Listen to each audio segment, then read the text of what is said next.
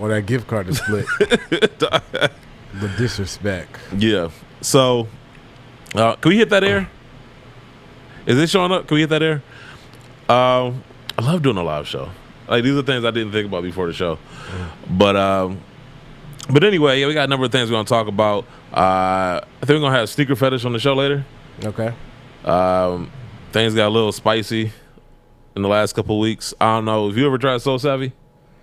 I have it. I have it on my phone, but I didn't. You've heard of it? It's the trade drink, right? Yeah. I haven't used it yet. I'm familiar with it, but I don't know all the details. But I think it's one of those groups that claims to give you a chance getting the shoes at retail, or at least not at resale prices.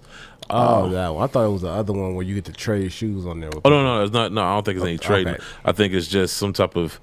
I don't want to call it a cook group because that implies there's bots and whatnot. But I don't know. Like, I tried to join the platform, but then they told me that they didn't cater to my size. So I'm kind of like, well, why am I here? Gotcha. And I remember they sent me a follow-up email like, you still want to join? Like, why would I pay for a membership? That's like paying for insurance, and then when you get in an accident, being like, we don't cover that car. I mean, they still do it. They still do it regardless. I mean, especially with like flood insurance. Yeah. Yeah. So flood insurance is hard to get. Yeah, you gotta get. It's like a special thing you gotta add on to it.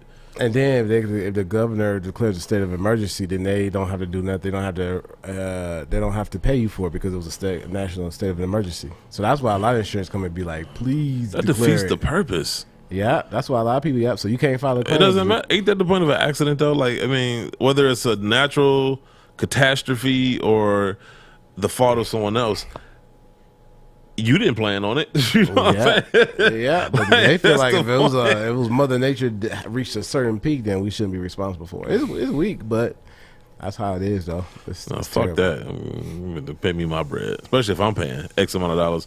I mean, it's funny if you're gonna start a business, start an insurance business because you're making so much money. Because you know, like, think about it. Like, everybody's or paying, Secretary of State. Well, yeah, that you got to have the government involved on that one, but you got the insurance though. Like, the way they out here making fake IDs, bro. Did I tell you about the Red Lobster one? The girl ID I saw? No, dog. All right, I hear this one. It's like the one Red Lobster story I've not heard. She the girl was ordering a drink, and I was like, look, I see your ID, and she shows me her ID, right? Yeah. She has a full body pic on her ID like this.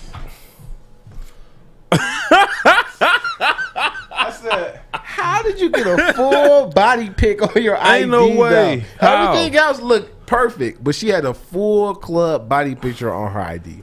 That's I not was a real like, hold ID. on, let me take this in. I took it in the back and let everybody Was laugh. it in Michigan? Yeah, it's in Michigan, bro. I said, this is crazy. Bruh. That is a full body pic from the club. That's the worst idea I've ever heard in my life. The worst. That reminds me of the time I had a friend of mine. We should have known it was a red flag because he offered to pay for everybody. Usually we're all paying for him. And so we was only going to McDonald's. This is back when we was broke and I was younger.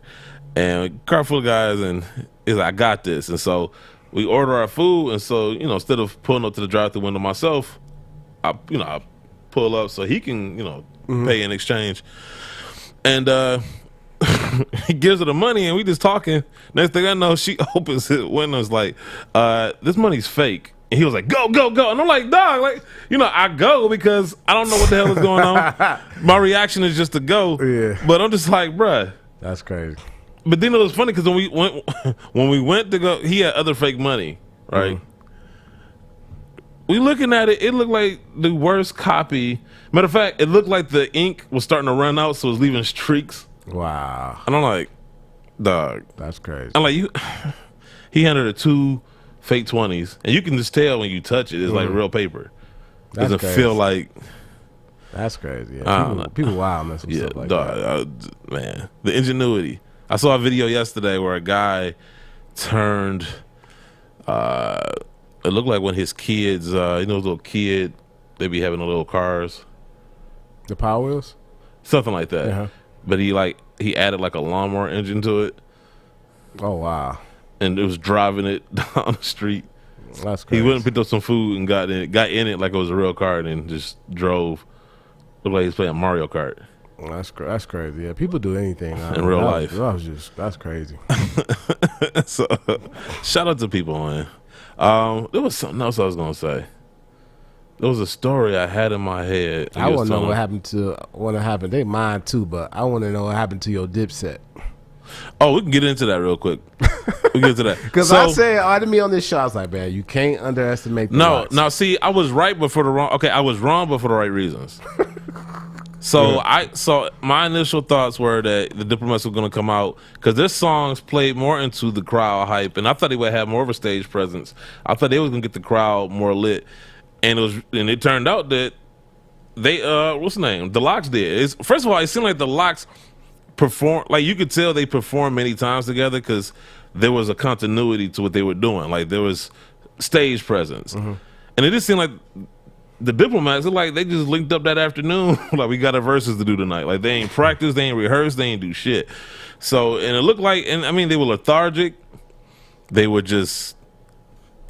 I mean, I remember the songs. You know, I remember the videos and all this other stuff. So I'm going into this verses, remembering that versus what I remember of the Locks, and that's why I said the verses is more of a vibe, it's more of a performance arena than it is like a rap battle. But the Locks turned it into one. You know what I'm saying? Especially when Jada pulled out, what was it? Who Shot You and did the freestyle over it. I'm like, and then when he called him off for lip singing, 07, yeah. I'm like, but I mean, kind of watching that videos, they said like. Of course, they're all close, but they said for that night we was gonna make it a battle, which I enjoy. Like when I watch verses, did too. I like when people go at each other. You know, I don't mind the kumbaya celebration, but I like when people go at each other out of competition. I ain't got a problem with that. But rap is more of that anyway. Yeah, so when they came out and they started off with that song, and then it was just like, but the Locks is core New York at its hip hop. Like Harlem dudes, and they're flashy, like.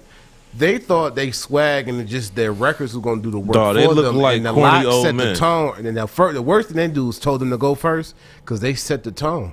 Yeah, I agree. They said, and then even when they had bigger records, the Locks had for Welcome to New York City. And most people, okay, I gotta lose that round. When Kids came back with the soliloquy before the "I'm from New York" song, it was just like. But that's what I'm saying. I thought it's just and their sequencing. I'm Ready shouldn't have been played that early. No, they're supposed to hit you with a Golden State third quarter. You supposed to I'm Ready, Really Mean It, Dipset Anthem, Santana's Town. They even do Purple Haze off. They even do Purple Haze. They could have did Purple. Dog. They even do Purple Haze off Diplomatic Immunity. No, like it was the first song. First of all. The first song I would have played was really good. I would have got the crowd so hyped. Yeah, you know what I'm saying? Like, cause like to your point, you got to set the tone, right? So now the Locks got to follow you, and if they're gonna do, you know, if it's I'm just saying when you looking at something like just aesthetically, hype over more, cause the Locks ain't really hype. You know, they more, you know what I'm saying, like. They got the I don't know the word I'm looking for. Yeah, you know what I'm saying? So, but my point is, I thought, like, if you initiate, like you said, if you set the bar and you get it all hyped up and stuff, and then they come back with more toned down, even though it's dope, it's more toned down, just aesthetically, you going to look like you getting the crowd moving and all this other stuff. And I thought that's what the Diplomats were going to do. But they were not engaging at all. The Locks were more engaging. The Locks had better stage performance. And I already said they had the bars. Like this is a bar. Like if we talking straight up bars, like it's not a fight. But they took it. They made it to the bar. They took I thought this was gonna be from the swag to the bars. And they're like not saying Dipset, of course, have bars. It was the game plan should have been Cam set the tone. Cam set the tone. Jewels or Jim hold it down for the second and third quarter, and then Cam close it out. You know what I'm saying? Like you could have had a game plan. That's what the Locks did. I was looking like, I mean, I know Hell Rell and them still beefed out and whatever. I was looking for him though, because I would have rather have Hell Rell there than Freaky Zeke. They even do, to me, which is arguably one of the top 5 Dipset records and underrated. They could have did Crown with T.I. That's probably that was one of the hardest records ever. Like they could have did Crown, and it was just like. I'm so many things they could have did. Diplomats are my favorite group. Jadakiss, like I said, is one of my top 7-6 rappers. But you know what makes me mad about the whole situation though is like, because like especially this younger generation, they don't know any better, right? So they see that, and I'm like, no, but they were hotter than what they, you know what I'm saying, like they was more fire than what they showed you tonight. Like, don't let this performance fool you. Like they older now, I don't know where they are in their lives, you know what I'm saying, but back then. Yeah, I mean, it was nothing but swag and hype. So that's what I'm saying. I thought that was gonna play more to the crowd, but they came in there lethargic as hell. Yeah, like I was bored. Like then he gonna tell him they don't got no girl records. I'm like, don't do that. You supposed to sleep in bed, and then that led them into a medley. The worst thing you do is go into a medley when you already down. That's like let somebody go on an 8-0 run or foul a 3-point shooter and he make it. Like that was the worst thing Juelz could did. Say y'all got no girl records. Do your Jim homework, ain't man. even do no record. Like you ain't do Honey Dip. You didn't do that song What You Drinking On with Puffy and Jaja and Paul Wall. Like they left some records on the table. They ain't do One Day I. Like you could have did, like they left some records on the table. And I'm thinking like, and once they got in their mixtape bag, you should have hopped in your mixtape bag. Because you could like that's what I'm saying. That's not, man, they was game plan, right? Like there are teams, right? Like if you LeBron James in the Miami Heat and you playing the Washington Wizards, you might not need to go in there with your A game, right? But you're going up against the Locks. You know what I'm saying? So I would think there would be some type of preparation. I would think there would be some type of game plan because you got the DJ there, your songs, they got to hit right. I don't know why they ain't go to their mixtape bag. And what my man say in The Art of War, know thy enemy. Like, why would you go to a battle and suggest that the people that you are going up against ain't got no hits as far as when it comes to women? Bro, we got where Grammys, have you been? Like, knock yourself out, the Mary J. Blige. Like, it was just like, come on. And then you gotta understand. Then he got mad about All About the Benjamins.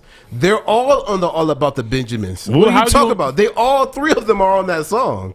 I mean, but would it matter though if it was just one? Because I thought yeah, it wouldn't matter. But I think Juelz was like, Ken was like, man, you doing Bad Puff records? He was like, fool, that's our song. We're on it.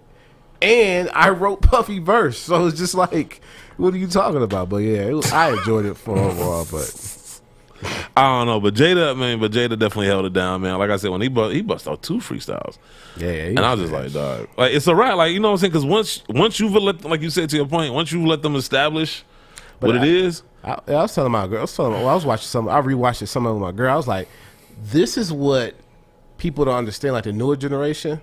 Like those lyrics back then are like disrespectfully like barred with the we gonna make it the third verse. Yeah, your man's get found dead in the ocean. He'll be alright though because dead rappers get better promotion. I was like that was just beyond. It was like, damn, that is true, but it's just like how devastating to get barred up like that. And then Jada washed Fab and then came and just single-handedly pulled a Game 5 Bron against them. So it was just like, come on, bro. Like, yeah,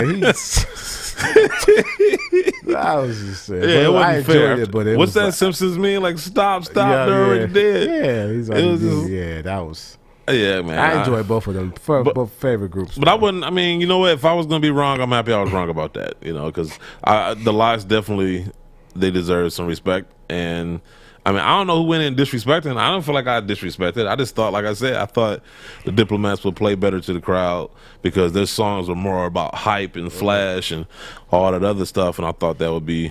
And another thing too, what could have happened? It looks like the borough New Yorks, like the Yonkers, Bronx, and Queens, they were more in attendance than the Harlem crowd. But I think they still. I will say this because they do the worst in some of them Locks freestyles. So I'm like, that's real. No, I'm just saying. But I think if they came in with a better game plan and with more energy, and was more engaging, I think it would have been more of a battle.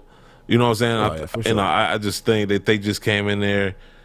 And it looks sad. Like Juelz looks sad. It's like sometimes I said this before on the episode where sometimes you look back at things you used to look up to when you was a kid, and you look back at it now like, oh shit, that was trash.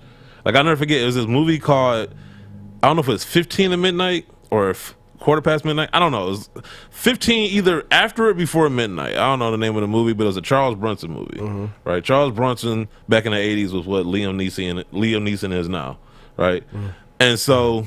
He had this one movie, and I remember as a kid, like, yo, that movie was like, I thought that was Charles Bronson was the guy. And then I went back and watched it. I'm like, man, this is the cheesiest fucking movie I've ever seen. Some stuff don't age well. I mean, their lyrics pretty much age well. It's just and today's no, the lyrics age well, but Jewel's whatever the fuck he was wearing, his outfit did not age. So well. what happened was, like there was a brief moment in history. Virgil tried to pay homage. Do you remember Jewel used to wear the bandana and the do-rag, right? Yeah. On the head. So he made like a hat with the bandana and do-rag all in Louis Vuitton. He tried to pay homage to him but for that. Shit So was that's whack. why he wore it now. In conjunction, if I'm Dipset, I would have came out with a more. I had to reach in my closet to go bring out an outfit, a classic outfit. I'm gonna say, like, just because you're playing a hit from the early 2000s, don't mean you got to dress like it. I mean, like everybody dress like it's the early 2000s now. Huh? Everybody, you dressing like it's the early 2000s. No, it's not oversized. Though. Like, no, I'm saying like it's more tailored. But no, to the point. Like if I go see Ice Cube, right, I don't need him to put on the Jerry curl wig. I do. You know what I'm saying? Like I don't need to see that. I do. Like when Yeezy brought the snowman jersey and the bandana and the forces, I'm like, okay, he about to get in his bag, and he did. If Ho did the verses, it came out with the bulletproof vest with the Rolex. With the black tee. Look, for some people, like I don't listen. I don't need to see the Jerry curl. Now I'm like when Michael Jackson. I remember he had his 30th anniversary performance, and he put out the glove and the baggy socks. That was cool. Okay, that was iconic to you or whatever. I wouldn't even say what Jewels did was iconic. You know what I'm saying? Like, do I remember it? Yes, but I just think it looked ridiculous. Especially when you come out with that type of performance, you ain't giving people anything else to talk about but how ridiculous you look. So, you know, but it was funny though. It was funny watching the reaction. The reaction sometimes is better than some of the shows. Yeah, the memes. The memes the next day. What was that? The Harlem Nights meme when they were shooting. Yeah. My favorite though was when they took Jada's face and put it on cams when he had the the pink fur on. Yeah, that was a wash. Yeah, speaking of which, since we on hip hop, I know we're getting the sneakers real quick, but that new Nas album. Oh yes, that's dope, man. I listened to it all day yesterday. Yeah, usually it's hard for the first to be better than the second, but someone who I really enjoyed the first King Disease, Car 85, the other song he got with Anderson .Paak and Shine, nice. like that album was really nice, but this follow up was like, oh, this might be a little bit better, and that's hard. For that song with him and Lauryn Hill though, man. When Lauryn Hill decides to actually try, I'm telling you, there is nobody better. Yeah, I don't care who it is, singing, rapping like that. I will listen to her all day, every day. Yeah, don't care. She addressed some of them haters. Which was I'm trying to say souls, and you were about me showing up late, bruh. That line, I was like, dog. Yeah, she was. Nah, it'll still be appreciated if you'll show up on time if I pay for my tickets. But still, point is, I got the bar. I got what you were trying to say. That shit hit. Every song on there. Like honestly, I don't think I skipped a track. Yeah, the NPMD they was all rapping hard. M got back to like the MM, and I was arguing with my friends like he been back to the M. We can have that debate. My fifth spot, I was like, man, after that performance, like I had Jada like 6 or 7, but I was like, man, it feel like M, Wayne, and Jada is fighting for my 5th spot. And it was like Eminem doesn't. I'm like over Wayne. I said, bro, stop it. Like Eminem, I listen to more Wayne music than I do Eminem. Right. I do that, but you cannot ignore the fact of Eminem's rhyming ability. Probably the best person of rhyming words. No, I would say this ever. I'm a big J fan because we had this debate. No, my bad. I cut you off. Like, go ahead and finish your thought. I'm sorry. So that's why I was just trying to tell people, and that was just a friendly reminder. Like it, and now, and Nas made a great point on the album. He was like, I stand next to rookies and they look older, and I've been trying to tell people like with Jay and Nas still rapping at a high level, and now you could add M with this verse up there, it makes the younger people look like. Come on, dog. And it's like, how Wayne 10, 12 years younger than Jay and Hove, but they still out rapping him. You know what I'm saying? Yeah. And at their ability, they're aging better. You know what I'm 100%. saying? So that's why I tell people, like, that's what kind of gives me. And Jada's aging well. He's on the part, too. If anything, I think, like, especially after this verses, he's getting more respect. Yeah. But going back to a conversation with him, because Lord knows we've had plenty of conversations about that. Because I heard a lot of people saying that, like, oh, well, you know, what, like, he don't talk about nothing. And I think a lot of times. That was one of my points, too. Go ahead. No, and I think a lot of times, especially when he raps fast, I don't think people actually take the time to actually consider what he's actually saying. Like, and not every rapper does this. Not every rapper says something like, I feel like that's such a false standard, because not every rapper raps about something deep. Like even Jay-Z, like let's be honest, 90% of his albums would be about him having more money than you and fucking more bitches than you. That's 90% of the album. Like he may have 1 or 2 songs on there where he talks about, you know what I'm saying, he drops some jewels, he drops some knowledge. That's why 444 stood out, because that was like the most mature you've heard Jay-Z. Magna Carta talked about the family. That wasn't a good breakup. album. That was a phone. That was I'm talking about like this. So there's songs on every album where he'll like. That was phoned in, bro. I love Jay. That was the most phoned in. I was so disappointed. The best song was 55 Seconds. No, the songs on 55 seconds. The ones that you liked the most. Better. No, Beach is better. Yeah, we was pissed that song wasn't longer. Had that song been 4 minutes, banger, bro. But I had the same thing about King's Disease. Like, Nas had a song on there when he was like, the 27 Summers wasn't even the goal. Like, that song was 1 minute and 30 seconds. I'm like, if he would have gave us another verse, but no, Jay got songs where if you own there, if I say you give me an album, I could tell you songs he was sprinkling on. But I feel like, I guess Eminem, I guess when we talk about like my favorite Eminem album was Marshall Mathers LP. Yeah. My favorite M song is The Way I Am. Yeah. Because it was like you can kind of, even though you're not famous, you could see where he's coming from. You know what I'm saying? Right. And there was some type of empathy with certain things, and you could relate to them. Like Big Pac, Jay, Nas. Like every rapper has their moments, but we all have songs that we like. Okay, this is near and dear to us. With M, 100%. Yeah, that's what I'm saying. Well, that's no, but maybe because, and I guess what I'm trying to say is because I feel like, and because people always try to say, well, only reason he sells more albums is because he's just white.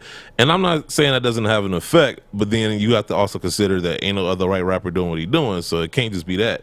But I would say this, one of the things I think people overlook is how relatable he is, because he talks about, like you said, his relationship with his mother, his ex, his daughter, his drug abuse. These are all things that somebody's going through. There's more people going through baby mama drama than there are selling drugs. There's more people going through drug abuse.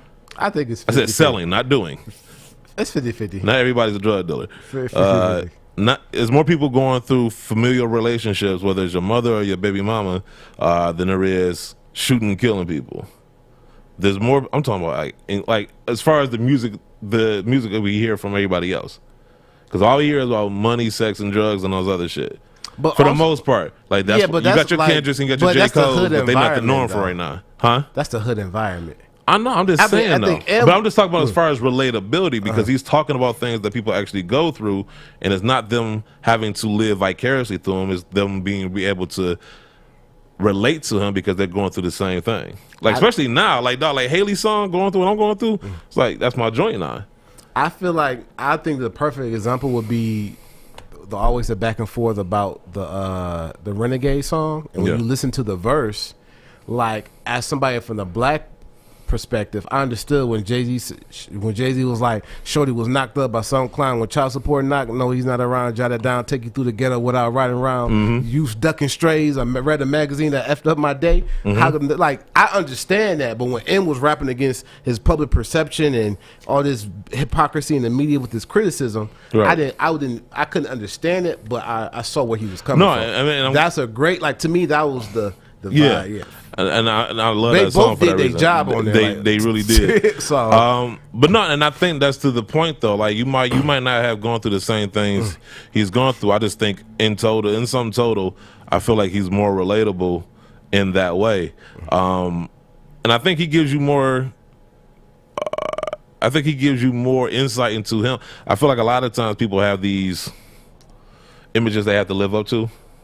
And not saying he doesn't either. I think sometimes he felt like he had to, be crazier than he had to be.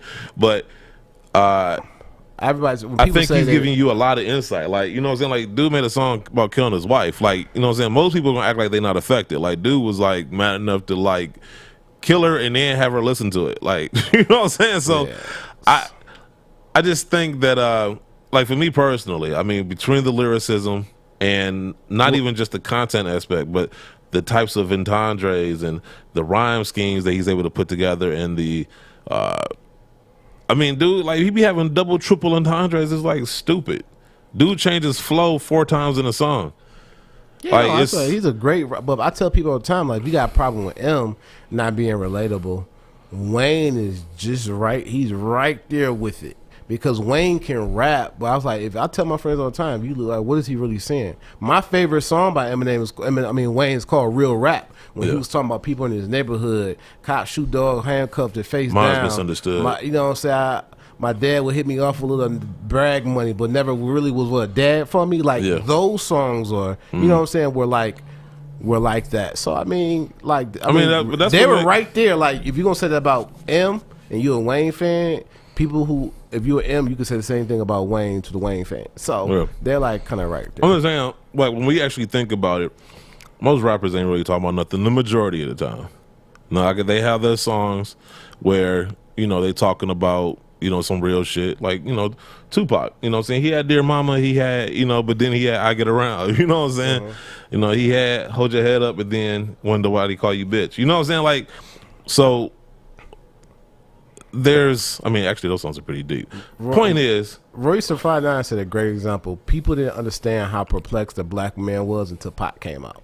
Yeah, because Pac gave you so many different facets of what you go through. Yeah, I love my mama, but she over here, you know what I'm saying? Like, I can't stand them over there. But it's just like, it just gave you the many perplexities and the feelings of the many facets of the. I mean, we human. You know what I'm saying? Because I'm black don't mean that I don't go through these things. Yeah, so. But no, I just think that when it comes to him, I think because we're talking about a predominantly black genre. And let's be honest, I mean, we've had almost everything stolen from us. I mean, we started rock and roll, and now, it looks weird when we do it. You know what I'm saying? But I understand the natural reaction to be like, because that's for a long time, that's why we couldn't. I mean, we let Vanilla Ice in, and he made an ass out of himself. And people don't remember, like, at that time when M came out, like, it was hard for white rappers. You had to be on your A game, and I respect him because he came through that battle rap. That Drake cosign helped. It gave that definitely helped. Yeah, it gave people like, okay, I give you a chance, and he did the most with the chance. Man, he took the ball around with it. You know what I'm saying? So that's why I get respect. And anytime he's on a song with a Wayne or a Jay, he either holds his own or he stands out. You know what I'm saying? So you can't be mad. I mean, if your favorite rapper respects him, then I don't understand why you don't. Yeah, no, for sure. He's definitely up in there. So it kind of rotates, depends, but that he's definitely in there. I mean, I just feel like at this stage of the game, when you talk about top fives, I just think those 4 spots are just taken at this point. Yeah, and it's so hard. Like it starts off with Biggie Pac because it's just, to me, like they such a integral part of hip hop story that you just can't. Pac got even more powerful when he passed away, and it's like you can no one will ever say anything bad. You know what I'm saying? You can never even like he's probably one of the most beloved rappers ever. You know what I'm saying? Easily. So that's like you can't. That love for him is hard to get past. You can't. Biggie did what rappers are doing in 10, 12 careers in about 2.5 years. Yeah. You know what I'm saying? So he had a 20-year career. He could do a versus right now. He only had 2 albums. Right? You know what I'm saying? Right. And arguably, probably one of the greatest feature rappers ever. Because he can kill your rap record the same way he killed R&B. Honestly, I don't think any. We just got to talk about M, and like I think M is great. But when you talk about swag, flow, bars, and he could go. And he wasn't the most attractive at the time, and he made it. When you so good that nobody cares. Self-confidence. That's self-confidence. Yeah, call yourself ugly. He pulling bad bitches. You know what I'm saying?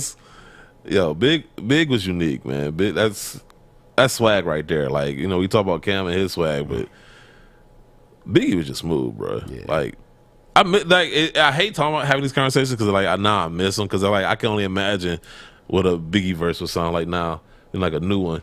I tell people all the time, it would have been so interesting to see. And I think I made a post a while ago. Biggie had an Instagram when he was showing off his, and Will Pac had one. While Trump was in office and he had an Instagram or Twitter, bruh. See how he went at Bush, like that was just. And these are not that George Floyd with him going up. That's what I'm saying. Like I be wondering when I walked up on somebody on one of the cops and like an off-duty cop while they was abusing their power and shot him. Yeah, so it was crazy. Pac was nuts. And that's the sad part is like wondering what they would be doing right now. Like would he still be rapping or would he be more of an activist? You know, I think he would be rapping because of the competitiveness, and he definitely been acting, succeeding in acting, and because of the today's political climate, definitely would have been an activist. Yeah, I think he would have. It's just, man, I don't know. It's sad. His interviews alone are better than some people. Like, would there still be beef?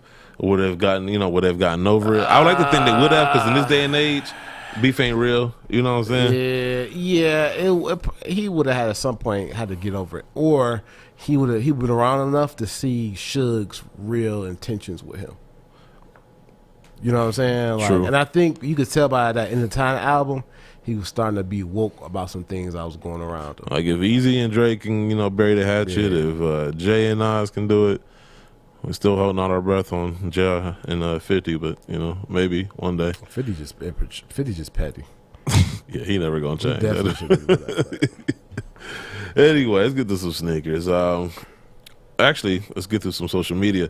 Follow us on Twitter at TSB_show. Follow us on Instagram at the SneakerBox_show. Follow us on Facebook by looking up the SneakerBox radio show page. And make sure to leave us a message, whether you want to respond to something we say on the show, or if you got any sneaker comments and questions, feel free to hit us on our voicemail hotline at 248-677-1803.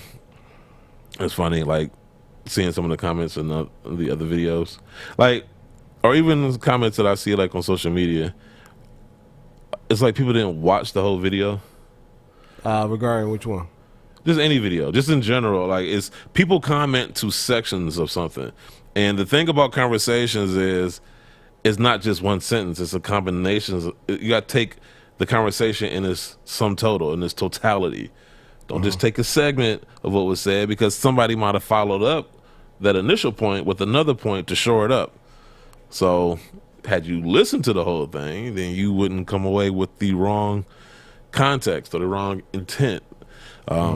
I can't think of anything specifically, but I remember somebody responded to something we said, and I'm like, did you watch the video? Like, that's what we said. I want to say it was the Space Jam. I forgot, but just in general, it's just funny to me. Anyway, for the first time ever on our show, we're not doing a Fab Five, because not a goddamn thing came out that was worth talking about. Not one this week. Not one shoe was worth talking about. I'm dead to God serious. Name me a shoe that came out this week that's worth talking about. What did come out this week? A bunch of Yeezys.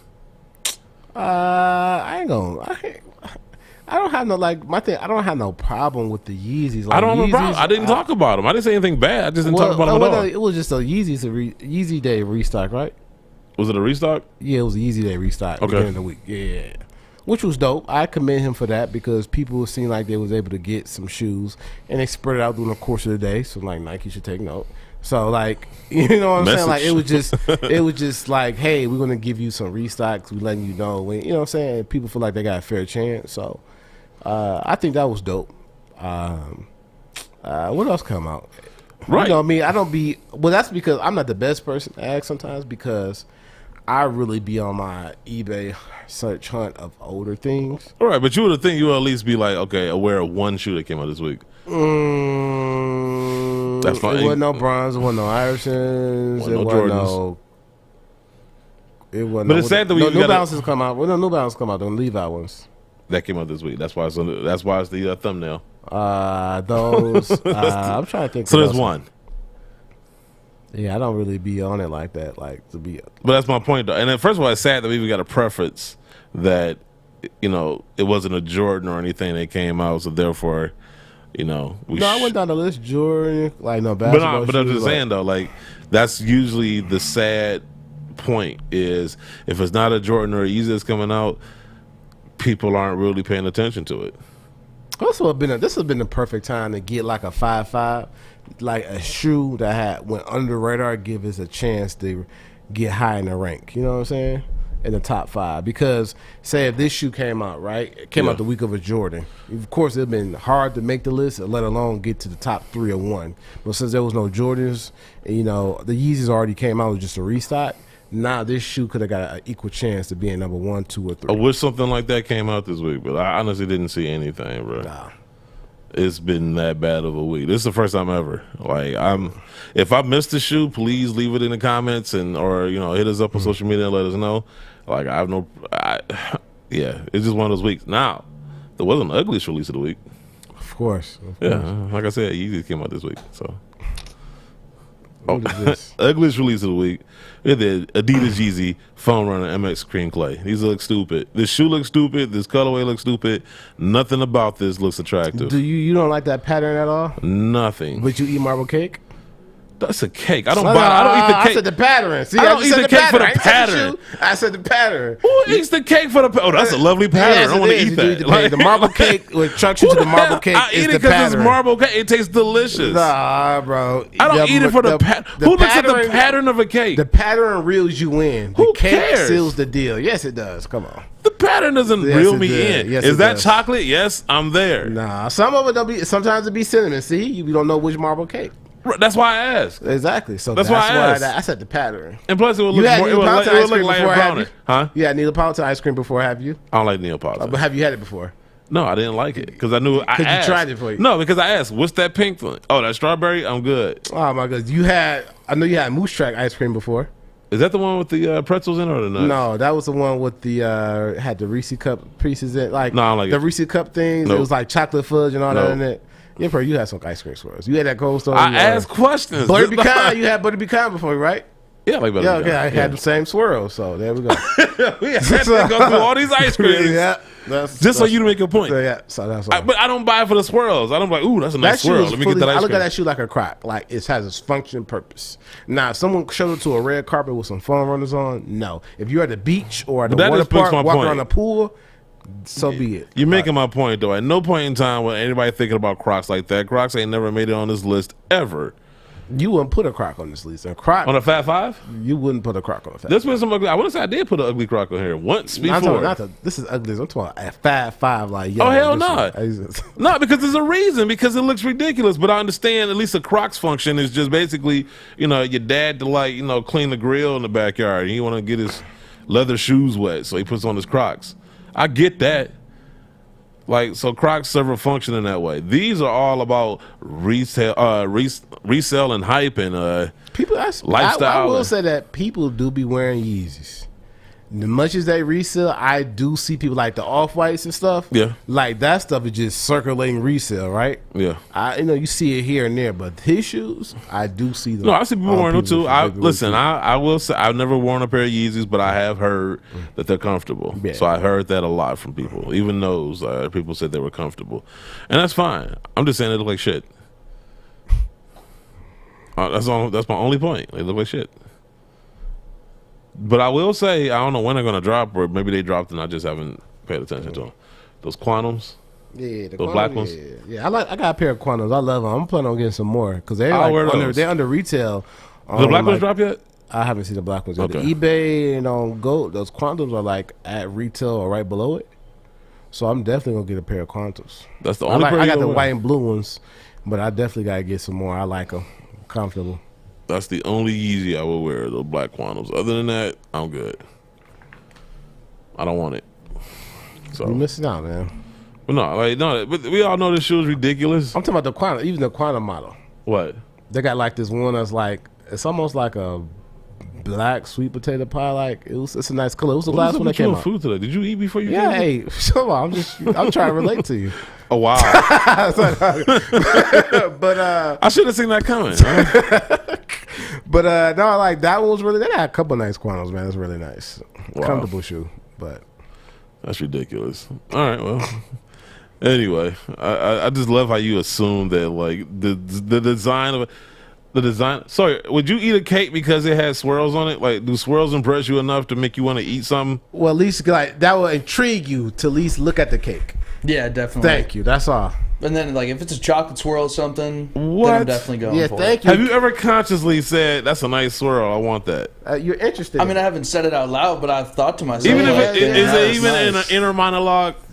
Yeah, like, it catches your eye. It catches your eye. What the hell? That just sounds like the weirdest relationship it's like when with the food. Benz logo, that's a Benz. You would think the fat guy, model it is. You would think the fat guy would have the weird relationship with food? Like I'm telling you, man, it reels you in. I ain't saying it's a deal silly. I didn't know there was a physical attraction between. Come on, man. Come on. You see melted cheese. It's like melted cheese. It's like moist hamburgers, or you don't want to know if a steak look dry. You're not even gonna touch it, but the steak looks juicy. Well, yeah, nobody wants to try a steak. That's jerky at that point. People might be interested in some cake with some swirls in it, man. I never said, oh, that's a nice. That's a nice swirl in that cake, man. You ain't been in no bakeries. You ain't been in no bakeries, my guy. You on the east side. Y'all got station bakeries. I just bought a cake yesterday. Where you get it from? Actually, a friend of mine. Shout out to Kiana. I think it's called Q Sweets. Check her out. It's good. Like her cakes are like phenomenal. And strawberry crunch. Strawberry crunch. Okay. Strawberry crunch cake. Man, you gotta see some swirls in it, man. There's no swirls in there. But you gotta get you some cake. It is swirlless and it's still delicious. Swirls in it. I was more excited about eating it instead of looking at it and getting turned on. But the crumbs, like, oh, this is the strawberry chick crumbs, like that like reeled you in, and then the smell reeled me in. It was like, okay, it smells delicious. You was attracted to the cake before tasting it, right? I wasn't attracted to the cake. Yes, you were attracted to the cake before tasting it. That's what we're saying. You had interest before it reeled you in. Like the Palette of the Lovers. The swirls. Yes, the swirls. Something a little appetizing, right? Like to your point, like a steak. A steak fresh off the grill. The grill marks reel people in. Hey, the grill marks. It's the steak itself. It's like, yo, that looks like, yo. Nah, steak with grill it's marks burnt on the edges. It looks marbleized. Not back like to marble. No, exactly. That's not the marble I meant. Not no streaks or marble print. It's no good steak. They swirl garlic butter on it. You'd be like, that's a real garlic. Actually, I don't like the garlic butter. Huh? I don't like the garlic butter. You sound crazy. I don't like it. Yeah, you need to go to Black Rock, get you some of that casino butter. The casino butter? Nice. What's Detroit sauce? Someone would tell me that because I know it's Worcestershire and something. I ain't heard that either. Or was it Detroit Zip? It was one of those two. I forgot. All right, anyway. We got a number of shoes that are coming out with no release date, but they're coming up soon. Want to kind of go through them real quick. Dang, well, Dunks ain't here. I know he was going to go all over this one. This got the Nike SB Dunk Low Laser Blue. This comes out exclusively at skate shops. This looks like the Air Max 90. It looks like that's where they pulled that from. Yeah, it does look like it. Yeah. Nice. But it comes out exclusively at skate shops, which I'm happy about because it seems like skate shops do the best job of. But they had the skate shops accounts and then say, hey, exclusive, which AKA means super limited. Yeah, because it's not a lot of skate shops. 4 skate shops left. But I mean, I'm just saying. But when it comes to stores who really do it right, like it seems like the skate shops have been doing it for a while now, leading by example. Because it seems like they do want to see them get in the hands of people that actually want the shoe and not just looking to, flip it for $1,000. It still gets into the people's hands anyway. Well, yeah, you can't stop everybody, but the next shoe we got Eminem's special edition Adidas Forum Low collection. This comes out this fall. This should have been a kids release. I just can't see a grown individual being like that. But big y'all of a bought fan. those candy pack tools though. Who?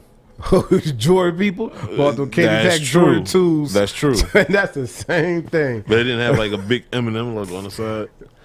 But it would have made more sense then.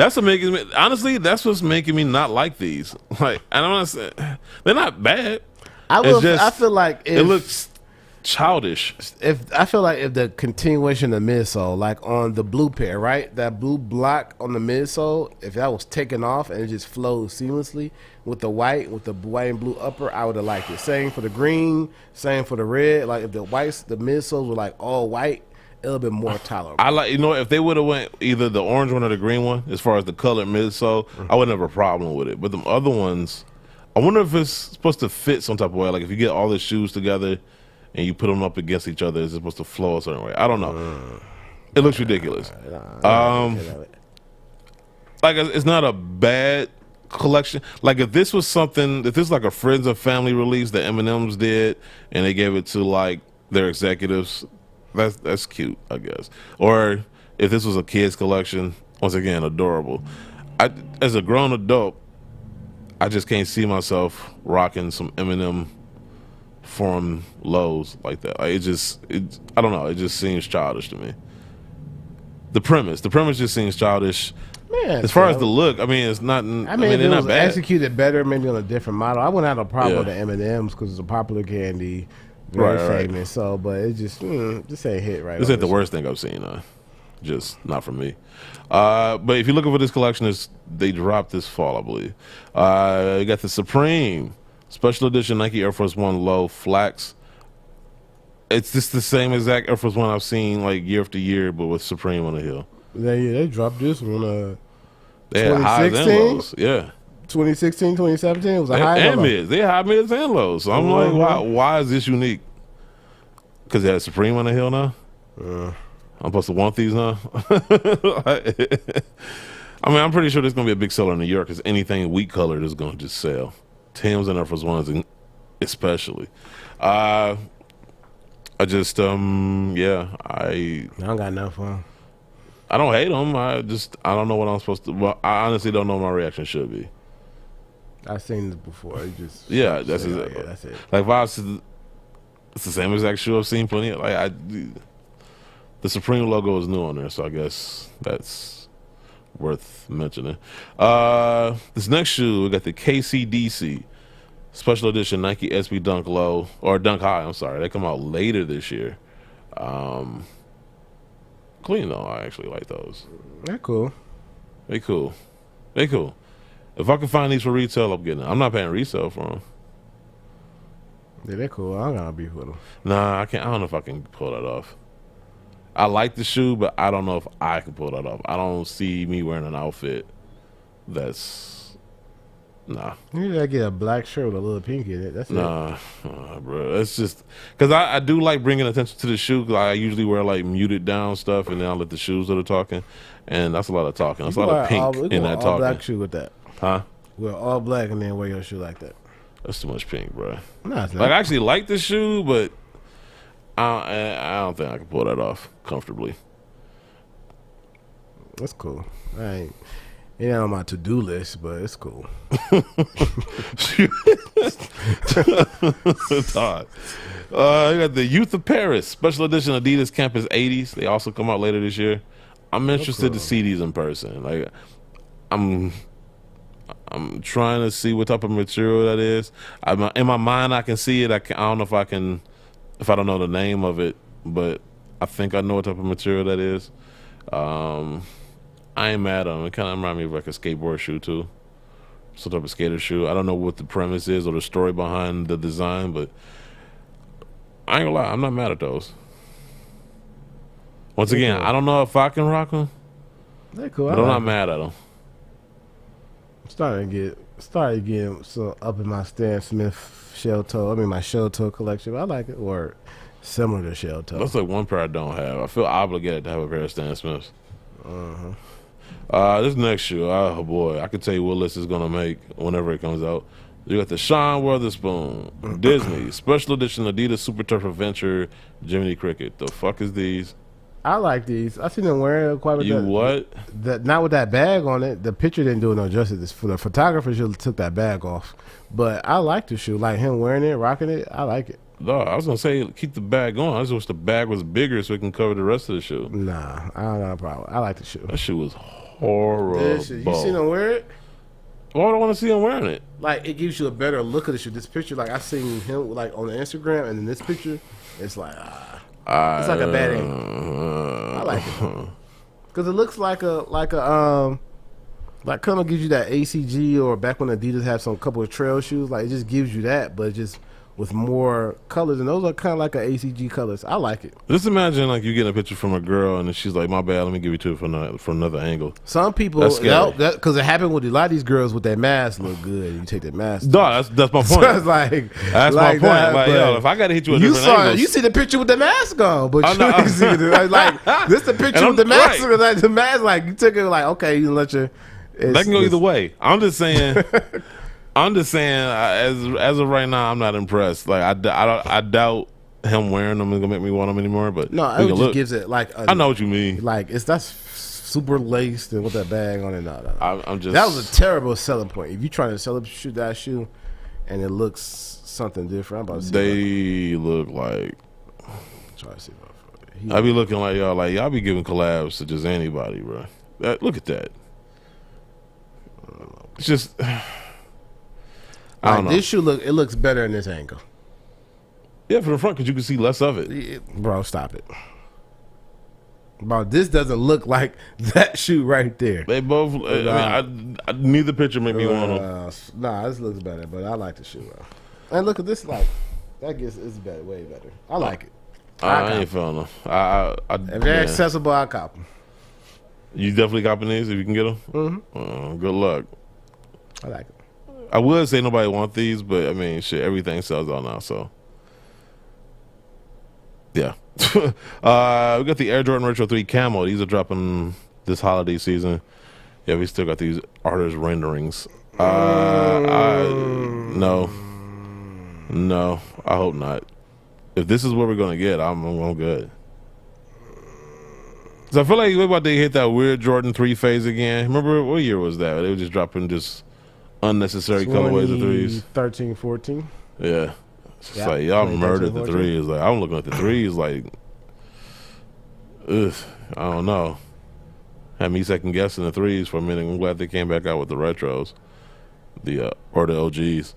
But yeah, I'm not feeling it. Oftentimes, I wonder how often do they get it right when they do the sketches? 'Cause I feel like he gets it more right than most. Yeah, I mean, I think he about like 80% right when he posts. Yeah, I'm just hoping he's wrong on this one. I'm just not feeling it. You got the Nike Air Zoom Flight 95 OG Black Metallic. Those are dropping early next year. I should have grabbed a pair back in 2016. Man, I was just thinking in my head because I knew they dropped not that long ago, or at least a couple years ago. And then you hope they release the Team USA ones. Yeah, I mean, if you're gonna do it right. Hopefully they're comfortable. They need to drop some Jason Kids.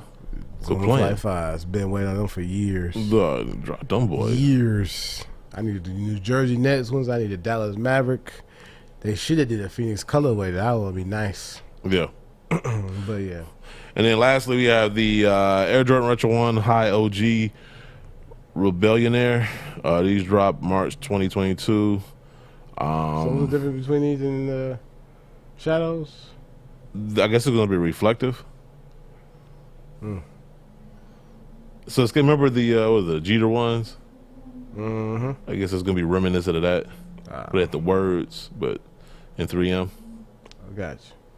Yeah, so it's cool, but not that thrilled, but it is what it is. Like I said, we're gonna have Sneaker Fetish on a little while on the show. Matter of fact, we haven't done this in a while, so you got your headphones with you? Yeah, I can go grab it real quick while he's on now. Okay. We haven't done this in a while, but we had the YouTube reviews. Mm-hmm. Where we actually like critique other people's reviews. You gonna do that today? Huh? You gonna do that today? Unless you don't want to. No, we can do that. I ain't did one before. We can do that. Definitely. Oh, you haven't done one before? I haven't done one before. Oh yeah, we definitely gotta do it. All right. Pan on me while he goes to get his sample. I mean, I'm just telling him why we doing it, but defeating the whole purpose. But no, the perks of doing a live show. But no, so we haven't done it in a while, and just something unique and different that nobody else was doing, which is hard to do after a while because it seems like with so many different people trying to create sneaker content, that somebody comes up with something on a daily basis or whatnot, and it seems like the marketplace, or not the market share for good ideas is shrinking and whatnot, and reviews are big right now on YouTube, so I was like, all right, well, why not? Instead of doing reviews on our own and getting subjected to other people judging us, let's judge everybody else. So, what's the guy we have today? We have, let me pull him up. I forgot his name. Oh, no, there he is. E-Money Shoes. E-Money Shoes at the Nike Air Force One Experimental Postal Ghost. I actually tried to go after these shoes. Still haven't found a pair. I think I've seen somebody, it was like $500 or something. It was stupid. It was a stupid amount of money. I'm not paying $500 for no, you know, marshmallow offers ones. Like they were. I'm not even saying they were that dope. They were unique, and unique enough for me to want to pay retail for them. But anything above that, like they not. I don't need to have them like that. But you know, it is what it is. Hopefully, somebody has a size 15 for your boy, so that I don't have to go out of pocket too much for him. Because I do eventually want to go after him, and I know the collector in me is going to, especially once I see less and less and less pairs, the collector in me is going to want to like jump on them before they're all gone. I feel like that's what happens. Even though I got my limit, I think $400 is my limit. You know what? I'm gonna do this while I'm still waiting on Guru. I'm gonna talk about a couple of things. KYRIE addresses his criticism of Nike's KYRIE. An article written by Nicholas Lee for Hypebeast. Shortly after sharing his criticism for his rumored Nike KYRIE 8 signature shoe, Kyrie Irving released a statement regarding his comments. He said, when you're building something great, there sometimes comes a point when you need to recalibrate, refocus to ensure everyone involved is aligned. This is where the Kyrie brand and Nike are. It is unfair to put the blame on Nike or any one person. With that being said, we are diligently working, restructuring, and reimagining things together to make sure we get it right. I'm glad that he actually came out and said that. Like I said, it kind of shows to what we were talking about last week, where it seems to me that there were some internal conversations. Well, let me say it like this. There was either two scenarios. There was internal conversations that he felt like they weren't listening to, or they didn't have that conversation. Either way, he felt the need to go public with his comments to kind of separate himself from his own signature shoe, which says a lot, though. That says a lot. As a designer, I would feel some type of way if I made a shoe for Kyrie and he hates it, to like put me on blast publicly. But I don't think it's so much about the designer feeling disrespected. No, I'm not saying he did. I'm just saying I would feel. I mean, that gotta like. I'm just trying to imagine why they would push that shoe to the public or let it release to the public, but and not have any type of, I don't want to say clearance, but some type of approval from him as far as the design. But I feel like people will all, it's just the same thing, right? I can see it happening because the people who are buying the product not tell Nike what they want and they still disregard. Right. So if you do it from the people who are literally spending the money with you, you would do it to the person who's going to help you generate revenue in some shape, form, or fashion.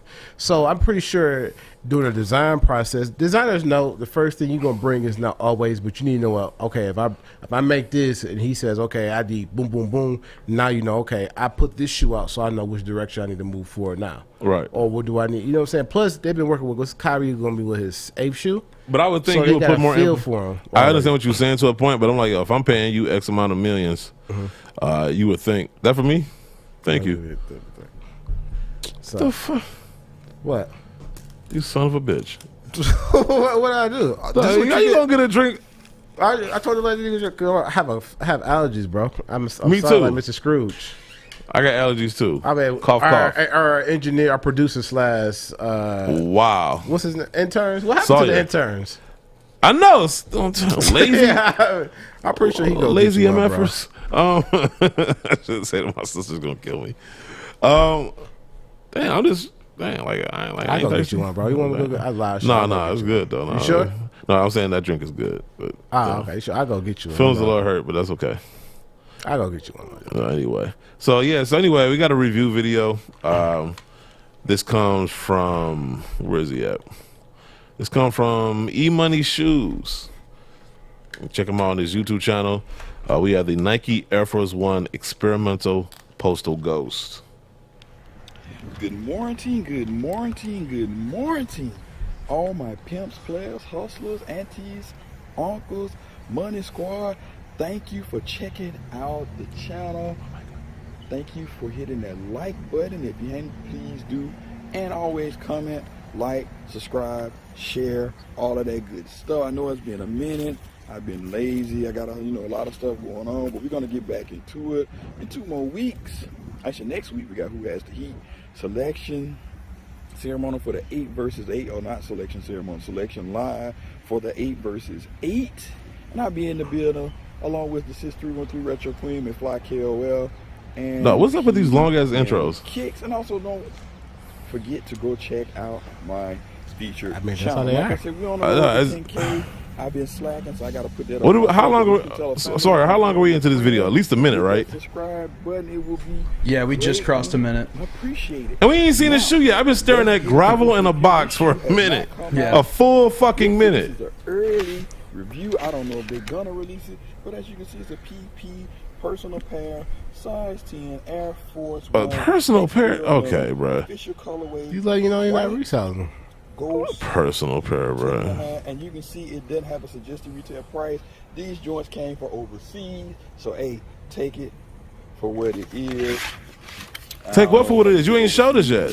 Well, to my God. Oh, Sheesh. you need some swirls in your life. Slow you down. Oh, man. These joints came via GOAT. So I just got to take them at the word, and this is what it's supposed to look like. You got the Air Force One paper, and you got these postal joints. Behind what 7-Eleven is you recording this review video at? I needed these things in the I definitely should maybe did it. She did it in the car. If it's windy, you don't want to do a review when it's windy. Bang, and bang. These are dope. As you can see, the postal Oh, my God. joints right here. Just like they about ready to be shipped out, literally, right? So let's get into this. Did he just growl? You got your Air Force. Was that a One. growl? That what? Kinda got like I thought it sounded like he did like a little, like a growl. Nah. Sound like Simba from the Lion Game. Remember when he was in the elephant graveyard and he tried to growl Oh, yeah. and they laughed at him? Nah. Under the you got Air Force One. You kind of got like this postal tape all over the shoe. Then you come home, you also got this piece here where you got some more postal type stuff with these drawstrings with Nike on. You got some stuff right here. You got some more stuff and some postal stuff. You got a little bit of cushion there, and you have a pull tab there as well, which is very. Oh, he knows what that is. interesting. Okay. You have your white laces, blue tips on it. Then you got Nike 354, which is dope. And you see you got the swoosh. All this is kind of like a soft type material like you use for your packing material. And then you see on you got your back. No, you would. That's not pack. What do you? Okay, bro. What are you talking about? Shipping, right? You sending it to and from a person, and you got your upside down Nike Air, which is. This is the part of reviews I hate where they tell you things that you already see. Coming around on the media side, I see the upside down Nike Air. That's not. You don't need to go into detail. You don't even need to bring it up. Just show me. On the insole, you got. Like, tell me things I don't know for myself without having a shoe in my hand. Stuff. And then But, you know, he probably make it for the casual fan, though. Right there, which is very, I just wish she did it in a more secure location. Man, we did shoe reviews and we talked Not about behind a gas station. stuff. We said the eye bubble when everybody knows the bubble. We did it before. I mean, this is how you do a review. Some people be listening we to didn't it do it like this. No, we didn't do it like that. Right. We tried to at least look professional. I don't normally put shoes on feet this early, but I may have to go ahead and rock these early because not too many people So we're going to do it on foot? have these in hand. So with that being said, let's get to the little meter. So on a scale. So you're not going to put these on feet? What's the whole point of telling us you're going to put these on feet? You can't wait just to not put them on feet. He said he might. I don't know. Oh, God damn it. Why even? Okay, bro. 130, 140 they do drop, but I'm gonna give it a 5 out of 5. That's right, 5 out of 5. I'm going to give this video a 0.5 out of 5. You agree, you disagree, you playing the cop whenever they drop, and we can chop it up in the comment section. Thanks for all the love and support. E1 shoes, I'm out. Please. Sam was so close, it just like he gave us the finger. I didn't see 2 fingers at all. Come on, man. Location. Maybe we should start getting back to doing videos. You could. Choice location was Is not the best. DTLR still a thing? Is that still open? Oh, that's JD Sports now. That's Who right. they bought on, yeah. Yeah, I wonder when they gonna do the changeover. Then they went from Villa to DTLR to Well, they bought. I mean, when they bought it, they was just getting it. They wanted to sell the JD Sports. They said they wasn't big enough, so they went and bought Villa, so they could be big enough to sell there. Man, that's crazy. So basically, they just about to monopolize sneaker brands now. I mean, Foot Locker just bought ATMOS and WSS. Yeah, I guess we could talk about that real quick. An article written by Giovanni Hernandez for Sneaker News. Foot Locker recently announced that they have finalized 2 separate deals that will further expand their business in North America while granting them access into the Asia Pacific region. Foot Locker purchased WSS for, I don't know what that stands for. I tried my damnedest to try to figure out what WSS stands for. I guess it's just an abbreviation for, I don't know. But anyway, WSS, they bought them for $750 million and ATMOS for $360 million. While the move will allow Foot Locker to further tap into the Latinx consumer base in the U.S., specifically in California, Texas, Arizona, and Nevada, the acquisitions arrived just 2 months after Foot Locker decided to close the majority of the remaining Foot Action stores for economic and strategic reasons. WSS alone has a fleet of 93 off-mall spaces across the West and Southwest. Now, off-mall spaces are the stores that like in the parking lot or just off of the mall. So it's like the mall, and most people know what I'm talking about. There's like the mall, there's like Jimmy stores. Okay, like that surround the mall. Where am I at? Spaces across the West and Southwest, and approximately 80% of the sales come from customers who are members of the loyalty program. And if anybody knows anything about like brands in general, once they have that, they want the emails, they want that contact information so they can bombard you with like sales and sell your information to other people who can bombard you with other mail you don't want. You believe in third-party marketing? Hell yeah, they do that shit. I don't think so, sis. Hell yeah. I think it's only conspiracy with you because you're so. Nah, read that fine print. Fighting for your attention. Read that fine print. The loyalty program and the WSS brand name won't be tampered with under the deal, so they won't change it to Foot Locker, at least for now. We'll see in 5 years. And respectively, ATMOS has 39 locations in Japan that serve as a way for Foot Locker to further tap into the market. Man, 1.1 billion, that's a lot of money. So my whole thing is, I see them, because that's why a lot of these stores are like, I don't want to say cannibalizing, but they're buying out everybody outright, because it's, you know, we talked about Nike and all these other brands want to go direct to consumer. So you kind of have to. I feel like they did this to kind of pull, I don't say pull a Nike card, but you want to slowly pull away accounts from people. But if I got all the accounts, you're going to have to let me keep them. That's what I was going to. That's what I was getting to. You're going to have to keep them. You got to make them keep it. You ain't going to pull ATMOS account. You know what I'm saying?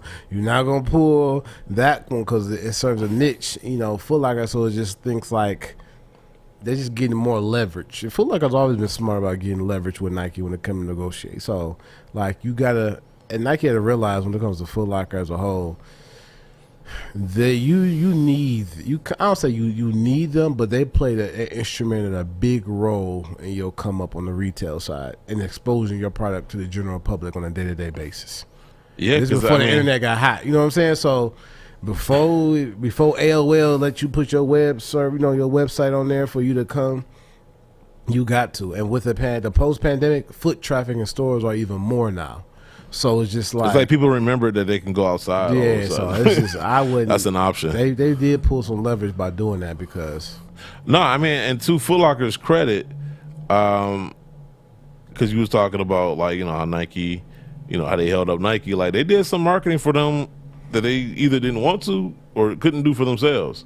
Because Lord knows Nike ain't dropping like content. I think I seen the first Nike commercial in a long time on TV. Matter of fact, I don't even think it was a Nike commercial. I think it was a Dick's Sporting Goods commercial. Yep. But the commercial was like mostly Nike though. Because Foot Locker and Champs would do commercials with Nike product. Yeah. Straight like I think the KD one. And they did one with D'Angelo Russell. Just even marketing material inside the store, like stores of like banners. Yeah, they had they did that for them. So yeah. But I feel like they definitely pulled a solid one. Like, what you gonna do now? Then shoe polish. Didn't shoe polish buy somebody or I think they got. Damn, that's a good question. I don't know if they bought somebody or they bought somebody. I mean, bought somebody or they bought somebody. Either bought somebody or they got bought. So,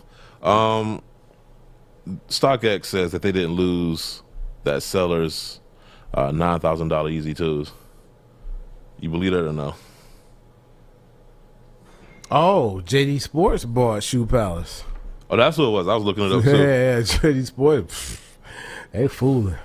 They leveraging it too. Nike can't pull. You can't pull Shoe Palace, JD Sports, which is basically Finish Line, and JD Sports, and Villain Detail accounts, and try to pull. You can't. And that was smart by both ends, the Finish Line JD Sports side and the Foot Locker side, to move like they do. You know what I'm saying? Because all we heard, you want to pull accounts. So if I got them all, you ain't gonna pull all the accounts from me. So what about this StockX thing? You think you believe them? Well, as far as what they said, remember the Yeezys that allegedly were stolen or lost? I shouldn't say stolen. Lost. They said that they had nothing to do with it. They had nothing to do with it. Yeah. So an article written by Ian Cervantes for InputMag.com. A missing pair of the rare Nike Air Yeezy 2 Red Octobers garnered attention recently. A Twitter user named San Namat claimed that StockX lost the sneakers he attempted to sell on their platform for $9,200. Screenshots posted to Twitter show that StockX told him it received a random pair of sneakers with the label for this sale and thus could not complete the authentication process. A random pair of sneakers with the label for this sale. I'm not exactly sure what they're trying to say there. A random pair of sneakers. So, I mean, I'm guessing they didn't get the pair of sneakers that he claimed that he sent. At least that's what they're saying, because otherwise it wouldn't be a random pair. And thus could not complete the... If it's a random pair, you'll say, hey, instead of these Red Octobers, you sent me Air Max 95s. You sent me whatever shoe. It act like I can't find the name of a shoe. It's StockX. And I would think for, I guess insurance purposes, if nothing else, you would take a picture, or you'll at least have some type of visual recording, whether it's a picture or actual video of the authentication process or the shoes that you received, along with the shipping information, so it could show that you didn't tamper with it. You would think. I don't know. Maybe they'll say something later on as I read. However, Sanama insists he did ship the sneakers and feels that he's been scammed by the resale platform. StockX told Input Mag that they conducted a thorough internal investigation and that security footage showed his authentication center did not receive the shoes. What you just said. You just said, but okay, wait, because for the record, because there's a lot of back and forth between us and StockX in the past, so I really went into this story wanting to be unbiased by any past incidents. But my G, y'all said, and I get he posted screenshots where StockX told him they received a random pair of sneakers. Now they're saying that they ain't get nothing from him. So they said they did not receive the shoes. So when you say the shoes that he's claiming, or any shoes at all? But if he pulls if he pulls his tracking number from when he shipped the shoes, yeah, it's going to show the weight, which is probably, if it's over 1.5 pounds, that it was probably worth some shoes. And then secondly, it shows that they did receive the shoes because they're going to mark delivery. Like, bruh, this ain't the post office either. They use UPS, don't they? Yep. Yeah. So let me see. StockX's shipping partner, UPS, also found no evidence to support Sandamat's claims. StockX said in a statement, while we do not divulge specifics related to individual cases, we have communicated We have communicated the full findings of our investigation directly to the seller in question. When sellers are in violation of our terms of service, we take appropriate action to protect the integrity of our marketplace. Now, hearing you say that, like, let's not talk about integrity, because y'all got caught red-handed, hacked twice, and tried to act like it was just a simple password update when you ask people to, reset their passwords. You ain't tell people what it was about. It was lying through omission. I mean, y'all basically lied. Y'all said y'all didn't get hacked, and it was just some random update that y'all was doing just to find out that y'all really were hacked twice. And then y'all said, well, nobody's personal information got out as far as financially, and then come to find out that was a lie, because then people were saying they was getting these mysterious charges on their credit cards or whatever they had uploaded on your platform. So you don't necessarily have the best credibility, at least on face value, when it comes to these types of things. It doesn't help that StockX has poor customer service, which they do. and a history of deceiving the public, which they do. Casting further suspicion on the missing Red October Yeezy 2s is that StockX never provided the seller with photos of the sneakers that they say they received, nor did they return them. See, now that's where I'm like, yeah, something fishy going on there. Now, because if your shoe's not fire, they will send them back to you. If they're the wrong shoe or even a fake, they will send them back to you. So the fact that they ain't sent you back nothing and they ain't providing no type of photographic evidence leads me to believe it's something unsavory is going on. And I'm gonna tell y'all this: fuck it, cat's out the bag. They're not invite me anywhere anyway. They do. So StockX does have a horde of shoes. How they got them, I don't know. I don't know if I've heard many different reasons. Shoes they tried to return and they couldn't return. They got sent back to them. You know, shit like that. I don't know. Depending on who you talk to, there's different reasons for why they have this horde of shoes. Just know there's shoes that I want to say is almost like a store inside of StockX where I definitely know in celebrities or influencers that they invite, they take them to this room where they have all these shoes at and they let them buy or pick whatever, I don't know, whatever arrangement they have. But I wouldn't be surprised if they was Yeezy 2s was somewhere in that room. Waiting for somebody to pay that $9,200. Now I'm not saying StockX did it, I'm just saying that they make too much money to get over. Like you could have just paid dog here, send him his shoes back or give him his cheese. The shoe just disappeared? All right. Just out of thin air. Like don't nobody, UPS don't know. StockX don't know. But once UPS confirmed that they delivered the shoebox, then it's no longer UPS in business. It's you know. Well, it said UPS said that they also found no evidence to support the Twitter user's claims. Now, you know, I mean, if he has shipping, I mean, he should have. Well, UPS would know what's inside the box, no way. So no, they wouldn't know, but they would at least show that they got that some shipment was sent.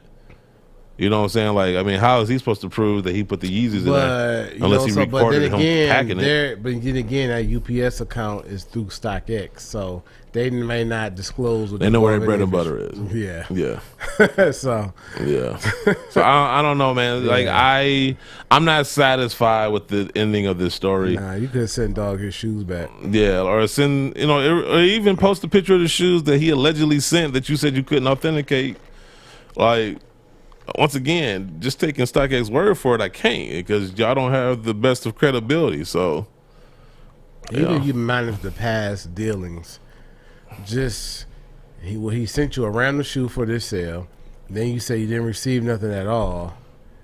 Then you saying like you didn't no, they said they received something. Then they said they didn't receive anything at all. You know what I'm saying? Then you send the shoe back. Y'all story changing. Too much for me, man. I don't know. That's but crazy. Speaking of unsavory people or unsavory business practices, So Savy. Mm-hmm. I don't know if you are familiar with them. I think we talked about them a little bit earlier in the show. I know I got the app on my phone, but it's funny because usually I think I'm the shit starter. I'm usually the one setting the world on fire about something I said or did. I'm the one getting angry emails and texts from people at brands because I talk too much. But my guy, Sneaker Fetish, he's out here doing the Lord's work. And I love his videos because, like, I remember when I first caught wind of him, and his videos were just more detailed. Like, he just went below the surface for certain information. And I mean, he has plenty of videos where he goes in on he goes into specific details about some of the main topics, like, like the Cool Car thing. He had a video for that. He has some videos for other people, but his most recent video is with So Savy. And just put it like this, man. Like, I never want to be on his bad side. Lord knows what he'll find if he dig. I mean, he could probably just call y'all for some stories. If he wanted, we got him on the line. Sneaker Fetish, man. What's up? Can you hear me? Yep. Good. Public enemy #1 right now, man. But what's going on? Man, you too nice to be the public enemy. You know, I'm a peace-loving guy. I told people on Twitter, man, I drink turmeric tea and I do focused breathing, man. I'm a peace-loving guy. That's the thing, like, you know what I'm saying? Like, come after me. I'm asking for the smoke. You know what I'm saying? Like, they go after the nice ones. You know, Still like, stuck in the 90s. when Jumpman was on here, they went after him. Now they going after you. You know what I'm saying? Like, all these nice guys, and it's like, yo, what about me? I feel lonely. I feel left out. Yeah, y'all go after Caesar, man. Don't come after me. I can't do anything. Come on. I don't know why. It's like, maybe they mistake your niceness for a weakness. They do. It happens a lot, you know, because I'm a peace-loving guy, and I have a family-friendly channel, and I don't curse or anything on there. So they're like, you know, he's nobody major. But you know, then they start watching the video, and it's like, oh shit, okay, never mind. Maybe we need to pay attention. So, man, you know, I feel like Batman, and you like Harvey Dent before, you know, the Joker destroyed him. By the way, that's the same hairstyle Dunk's got now. No, the Harvey Dent.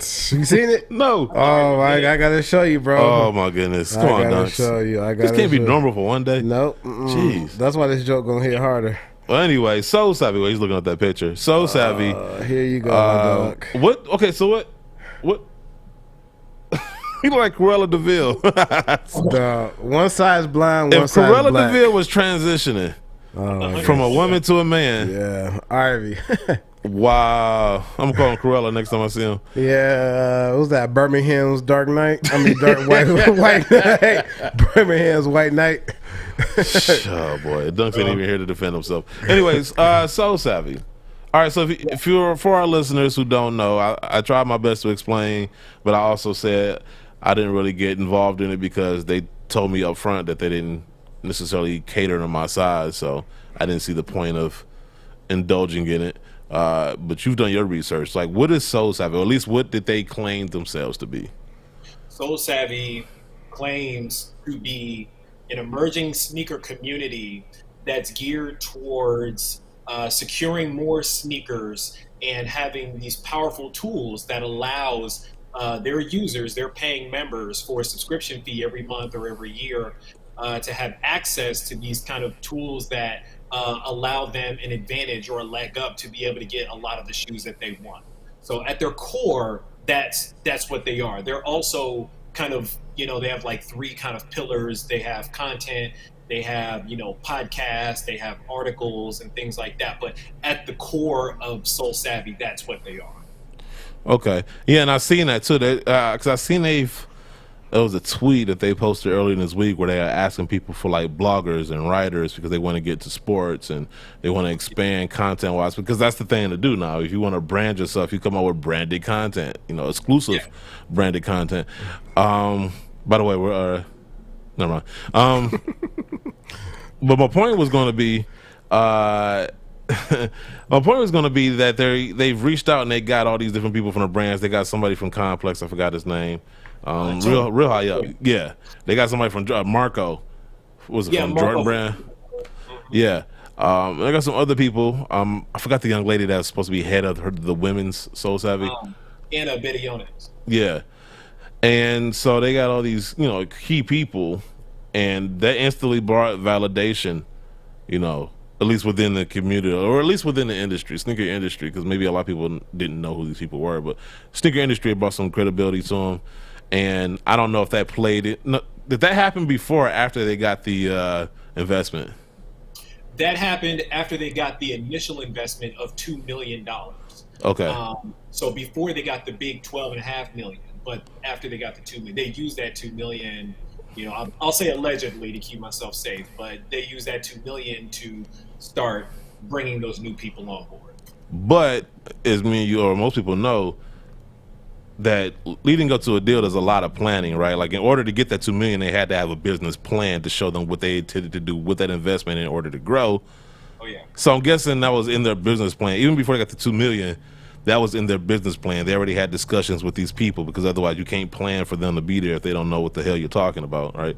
Yeah. So while the deal probably didn't go through and then they officially hired them, it was pretty much already agreed upon, like, once we get this money, yada yada yada. So Exactly. right. So okay, so they get all these people aboard, they get validation, they get all this money. What became the issue? So the problem started lying in a couple of things. Number one, a lot of people didn't really understand the ramifications of the well. Let me actually back up a little bit. A lot of people didn't really understand the full investment when the $12.5 million came. So what happened at first was that a video came out, and it was from basically the principal investor at a company called Bedrock Capital. It's a guy named Jeff Lewis. And Jeff Lewis is a CEO's CEO. You know, he's a VC, and he's that kind of a guy. So he did this video, and he's holding this Jordan 1 like crazy. Like he's holding it like by the toe box of the shoe. You can tell he's not into sneakers. And he's trying to tell people that they need to join Soul Savvy and the whole 9 yards. So that tweet started, going kind of viral, but for a bad reason. They were like, who is this guy? Clearly he doesn't know anything about sneakers. Can we find that video? But ain't Bedrock part of the Bedrock, we are quite familiar with Bedrock Industries here in Detroit. They basically own the city. And so Bedrock, they were the lead investor in this thing. And so once that video started going out, a lot of people were like, whoa, what's going on? Now, on top of that, inside of the Slack, because the Soul Savvy is based within Slack. So inside of the Slack, they have all these different channels, these talking channels, and people started talking like, yo, what does this mean for the company? So Dion, the CEO of the company, he's really like the main mouth in the Slack group as well. And he was like, yo, we got some big things on the way. We got some innovative stuff on the way. And so people started asking, well, where is it? All these things that you started promising us. You said we were going to be stopping bots. We were going to get more W's, this, that, and the third. Where is it at? And it started feeling like he wasn't delivering on these things, despite the fact that they got this big investment of money. And so people started murmuring about it. They started having problems with it. It made it seem like the service wasn't legit.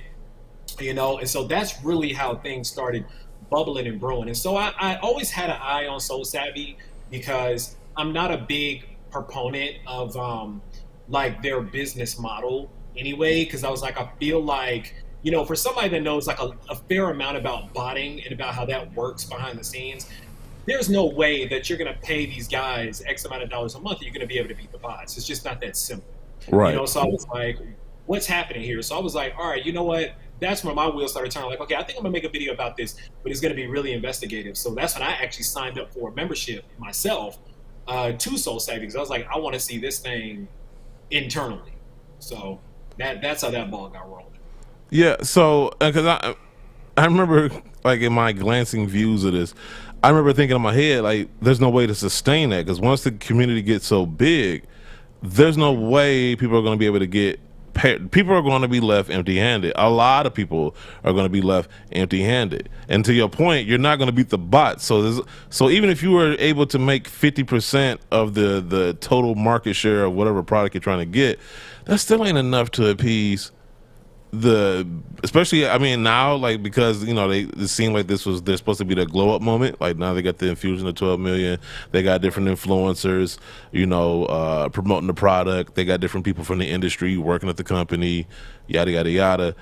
To me, like, it just didn't make any sense. Like, just looking at it, to your point, from a business standpoint, like, how do you sustain that? Because at some point, people are going to question, why am I paying for this membership? Exactly. And that's what people started doing, and there's a lot of rules within Soul Savvy, like there's no reselling allowed, there's no botting allowed, like none of that. But that started kind of becoming an issue as well, because there were some people that were known resellers that for whatever reason were not getting kicked out of the group. So then people started wondering, okay, why is it that some people get certain rules and other people don't? And they would complain, and they would post screenshots in the group like, no, listen, this is from a resale group up in Canada, like, kick this guy out, and the people wouldn't be kicked out. And so they were like, okay, something fishy is going on here. So it wasn't sustainable. There was some issues going on, and from there it just started snowballing more and more and more. The problem that a lot of people were having was that the CEO, Dion, was extremely passive about everything. Like, he would just be like, oh, I'm not worried about that, oh, this, that, and the third, up to and including when my video came out, he called it a crock of shit, quote unquote, within the Slack group. And, that just sparked a whole, like a mass exodus of people leaving the group and everything. It's ugly right now inside of Soul Savvy. I'm not going to lie about that. It's funny because because I was getting messages from people over the weekend, and I finally got one from NJL23 Dan. Shout out to him, by the way. And he was like, "Look at this," and he sent me a whole bunch of screenshots of the conversation. I don't know who. I guess it's from the Slack group that you described.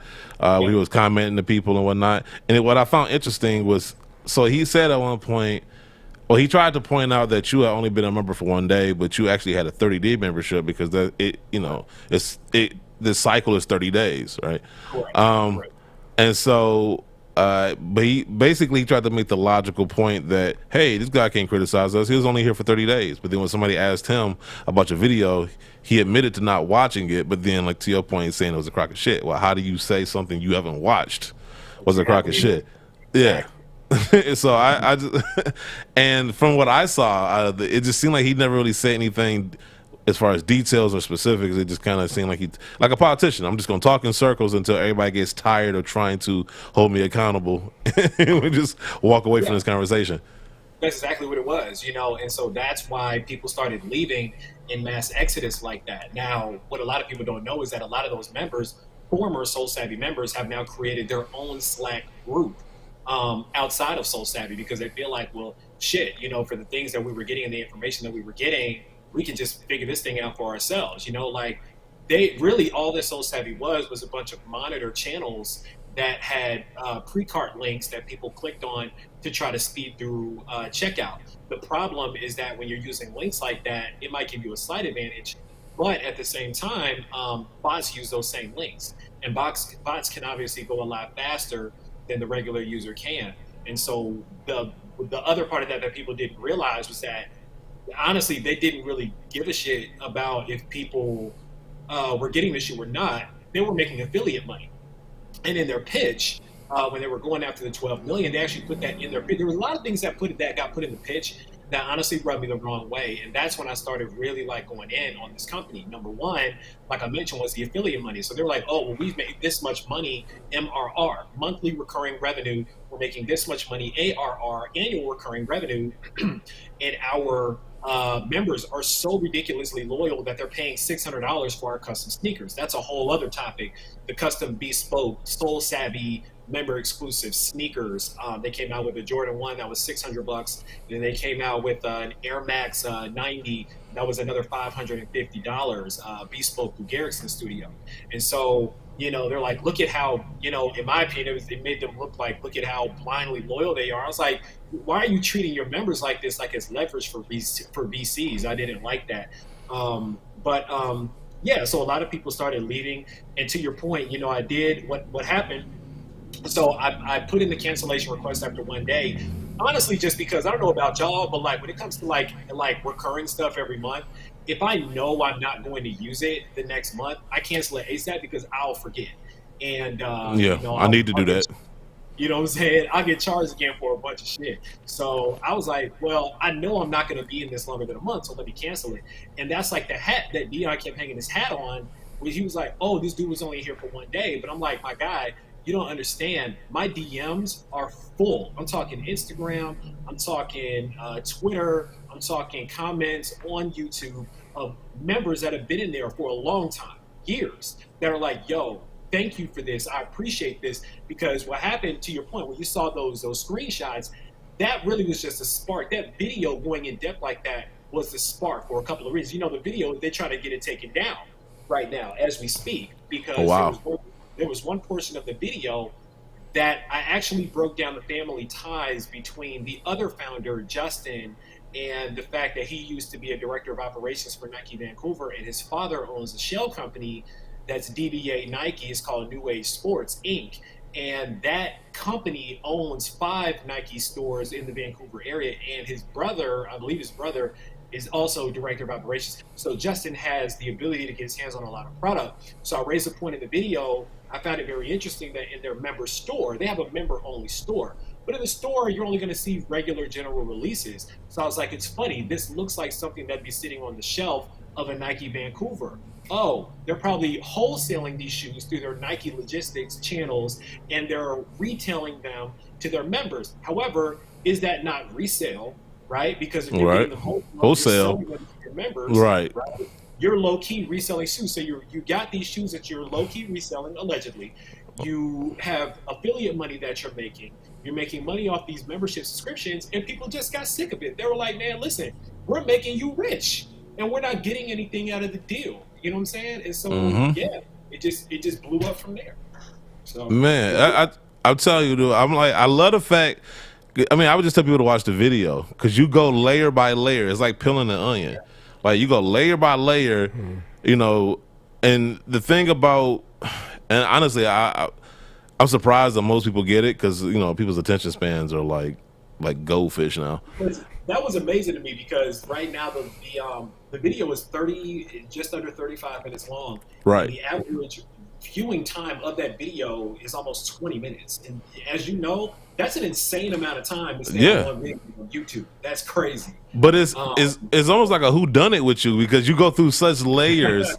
You know what I'm saying? It's like you want to know who the bad. You want to see the end of Scooby Doo where they unmask the bad guy, and you're like, I would have got away with it if it wasn't for you pesky kids. That's probably what Deion is saying. I would have got away with it if it wasn't for the pesky YouTubers. Look, I know he can't. Listen, I have not. Okay, I haven't spoken to Deion personally since the video came out. Now I did speak to Deion personally when I put in the cancellation request. And he asked me, he actually DM'd me, he instant messaged me, he messaged me on Slack, and he was like, yo, what's the deal? What's going on? And I just told him straight up, like, long story short, I said, you know, I respect the hustle and I respect what you're doing. It's just not for me. You know, like, that's it. And I ran through some numbers, and he came back and was like, oh, I think your numbers are off, or whatever, you know, it is what it is. But I've actually been trying to get him, you know, to come and pull up and come and speak to us on this chat that we do on Twitter on Friday nights. I do it with Jazzaray Lord and, you know, Shake James up in Milwaukee. He owns Clicks and Sneaks and some heavy hitters and sneakers. We've been trying to get him to pull up, but he probably ain't gonna pull up to that. But you know, still, like, I tried to go man to man with him because, like, my whole thing is, you know, I come from a place where it's like, don't talk about me, talk to me. You know what I mean? Yeah. Like, if you got a problem with me, let's talk about it man to man. Listen, in the video, I voiced it in the video. I was like, Deion's not a bad guy. I said he's just a shrewd businessman that knows how to finesse people. That's it. You know what I mean? But business is business. It is what it is. But, you know, he just needs to sell more value in Soul Savvy than what he's currently selling. Because right now, it looks like a huge-ass scam. It just looks like a money grab. So if you truly care about your community, if you truly care, you can implement some of the things that I actually put in the video. You can implement some of the stuff, but I'm gonna give you a little bit of spicy talk if I can. Can I give you a little? Hey, dude, it's your world. We living in it. So, okay. How can I say this without really like getting shut down? So, basically, allegedly, everything is alleged. So allegedly, part of the reason. So one of the things that I suggested in the video was that they get a community bar. A lot of botters out here, they're doing fantastic. Yeezy Day just passed. There's a girl that was on Twitter, Tiana something, and she flexed like 80-something pairs of Yeezys in a picture. And so I was like, yo, you need to get a botter like this for Soul Savvy. You know, y'all got 12.5 million, do what you do, get this money, and get these bots. But they wouldn't do it. The rumor is that the reason why they won't do it is that they're trying to figure something out between Shopify and some retail partners to actually bring in more product for Soul Savvy members. And if they bot, they feel like the partners are going to steer away from it. So many people don't know this, but the president of Shopify, Harley Finkelstein, is an investor in Soul Savvy. So that right there, there's a connection. There's a connection. So Harley being an investor, which I think is insane that the president of Shopify is an investor in Soul Savvy, but that's also why Deion tends to sing the praises of Soul Savvy, which a lot of people in that group and in text messages called bullshit on that. Because again, he's like, yo, Shopify is great. They have this anti-bot technology that stops every bot in their tracks. Bullshit. If bots eat Shopify websites every day. You can't get through on a lot of Shopify websites because bots are eating them up every day. So people are like, why is this guy caping so hard for Shopify like this? And then it was like, oh, it came out in the video. President is an investor. Okay. So that's why I think they're trying to get the video taken down. It's just a lot of, like you said, peeling back the curtain, for people to see what it is. And From what I heard that, and I don't have the exact number, but I heard that it's in the 6-digit range of annual recurring revenue that the company has potentially lost since the video has come out. And that's a hit. That's a big hit. It was enough of a hit when Dion put out a very long message in the general channel as a big announcement, like, hey, listen, here's the deal. So it's funny because the video went from being a big crock of shit to now being, okay, listen, here's the deal. Let's address all of these things. You know, I'm not saying I watched the video, but we're just going to address all of pretty much the same things that were in the video. Right. You know, so. You are the Daenerys to his Cersei's right now. It's tough out here. It's tough out here, man. You are the Arya Stark to his Night King. Like you were just a thorn in his side. You know, and I'm not trying to be like that guy. Listen, people know that my journalism is objective, investigative journalism. I consider YouTube a form of journalism. And in doing so, I'm going to tell you the good, the bad, and the ugly of everything. Right. But as somebody that truly does love this community, you know, like that interacts with this community on a daily basis, I'll be damned if the people in the community that I love, in this culture that I love, are getting finessed by some venture capitalists that are trying to make a quick dollar out here on the backs of the enthusiasts out here, trying to sell them some snake oil that's only increasing their frustrations. You know, like, it's bad enough. None of us can get shit off a sneakers app. We don't need to now pay $33 a month to take more losses. That's insane. That's how much it was? $33 a month? So Soul Savvy's $33 a month, or you can pay $300 for the full year. It's like some kind of like savings of like $20, $30 or something. Dang. What do you think he is?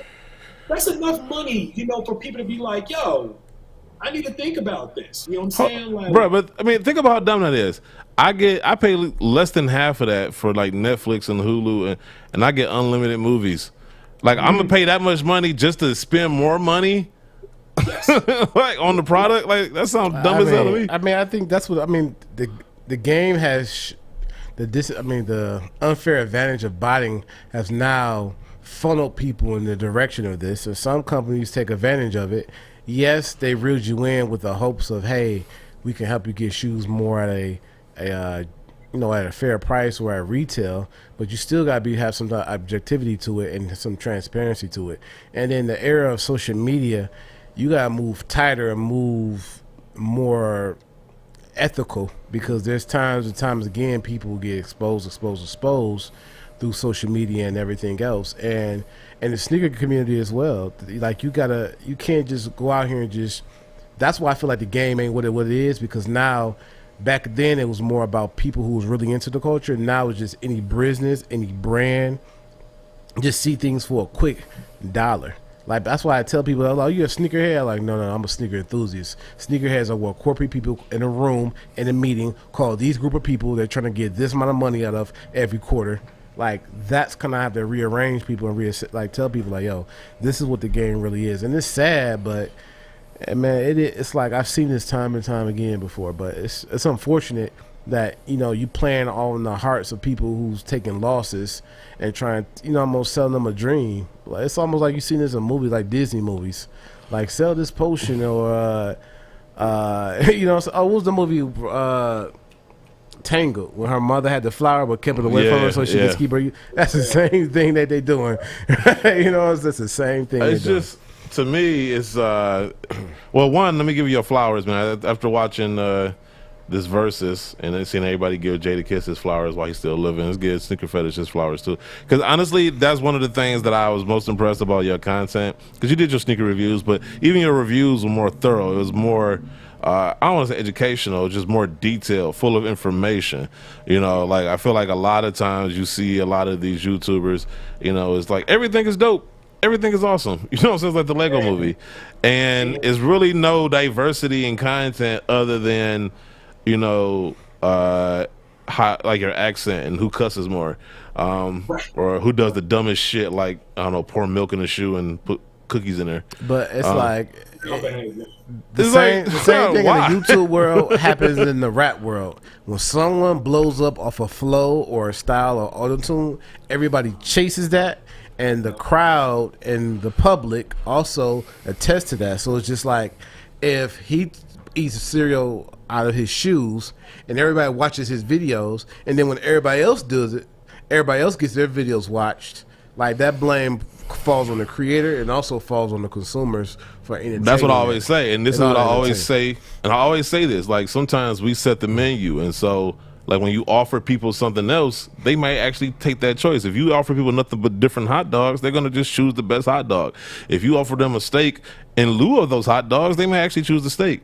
And I feel like Sneaker Fetish has kind of proven that, you know, at least the way that he's dropping content. You know, we try to talk about some of the things that go on or whatever, and it's nice to know that, you know, they talk shit to you too. So like, they just but you're right, man. You know, I came in and I was like, look, you know, I may not be the biggest sneaker YouTuber. I may not be the biggest, you know, whatever the case is out here, but, you know, I know what I do and I know how I want to do it. And, like, I put a video out there that was way left, and I was actually nervous to put it out there. It was a video of me talking about when I used to sell sneakers real heavy in the game, and I ended up getting in tax trouble, and I ended up getting sued by the IRS for over $30,000. Yeah. And when that video came out, you know, it did over 140,000 views. And a lot of people were like, oh shit, people want to look at more stuff than just unboxing a shoe and people saying this is dope. Oh damn. And all of a sudden, little tax video popped up, little how to set up your business video popped up over here. This person how to set up an LLC if you're a sneakerhead popped up over here. One guy actually had to have words with, like, directly, because he actually stole, like, the whole concept. And so he ended up actually taking the video down after me and him had words. And he's a big guy. He's got over 100,000 subs. I'll keep him nameless on here, but he knows who he is. no, nobody watches our show, so you can go ahead and say his name. Don't follow Caesar, man. Caesar Nobody watches our show. Caesar's a big instigator. I don't even watch our show. Caesar's big. You know, it was a guy named Jumperman Chris. He's a big YouTuber out here. And, you know, he's got, like I said, over 100 some odd thousand subscribers. And I popped, you know, people sending me links like, yo, I think this just stole your concept. He did. And so we had words. And the first thing he did was he changed the description of the video. And he was like, oh, shout out to Sneaker Fetish for the inspiration. And then me and him had some words, you know, and he was like, oh, man, let's link up and let's do something. And I was like, nah, like, kill it. So he eventually just deleted the entire video. So it's gone now. But yeah, I mean, to your point, you know, Welcome to the world of sneaker media. Right, yeah, exactly. Yeah, you notice that ever since you became friends with C's, you got a more sneaker beef. I told you, man. It ain't got nothing to do with me. It does, He's starting beef in his own. I roll with him, man. Hey, I'll go anywhere with C's except Vegas. So exactly. You won't catch me in that jersey, though. Nope. Nah, you know we have to link up, man. Like, don't let Guru scare you, man. I was losing LA. I was scared. I'm like, man. Hey, hold on, man. Because first of all, Sneaker Fetish, he out here, man. He like Isaiah Thomas. He got that smile, but don't let that smile fool you, man. That dude cutthroat. I'm an easygoing guy, man. I be telling people, man, just don't come from me or don't come from my people. And my people is this culture in the community. You know what I mean? Like, you're gonna get called to the carpet. Like, that's it. And the problem is that dude got called to the carpet, but when he realized that he got caught with his pants down, he didn't have a good response. That was his chance to make good. You know, that was his chance to be like, nah, you know, forget that guy. Like, this is what we're doing over here. And he could have debunked my entire video. And I could have just sat there with egg on my face like, well, y'all, my bad. But that didn't happen. So I guess there was some truth to that. Man, I'm just telling you, just be ready, because I still get people like, oh, y'all don't talk to people. You don't know. I'm like, dog, like, I told you, we just recently had somebody in the comments, and they actually work for a brand, and accusing us of not knowing what we was talking about, just to have somebody who responded earlier applaud us for getting it right. You know what I'm saying? And I'm like, dog, like, y'all work for the same brand. Y'all got two different responses. You know what I'm saying? And so, you know, but depending on your job, I know the first person was I knew he was higher up and within the know. So that's why, you know, he responded the way he did. And he knows who I know. He knows who I talk to.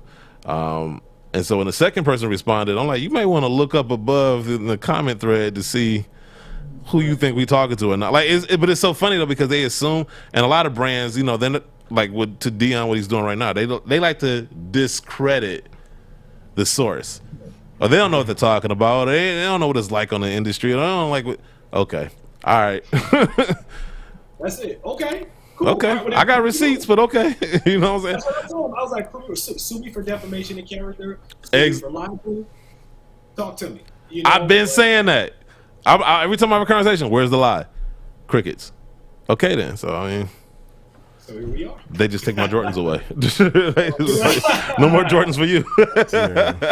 Off the seating list. We done with you guys. So. Hey, yeah. So I mean, you know, it'd be interesting to see what comes out of this Soul Savvy thing. This would be one of the craziest stories because it was. I mean, it's like they were just about to take off and seemed like they were off the ground, heading towards the clouds, and then all of a sudden turbulence.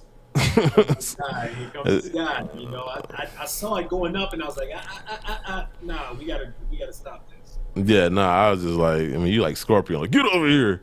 I just. No, I mean, yeah, definitely keep us posted on what's going on. I mean, it's such an interesting story, and like I said, for you to approach it the way you do, I think people need to like pay attention to you more if they're not already. But you gotta understand though, like sometimes you gotta give the candy before the medicine.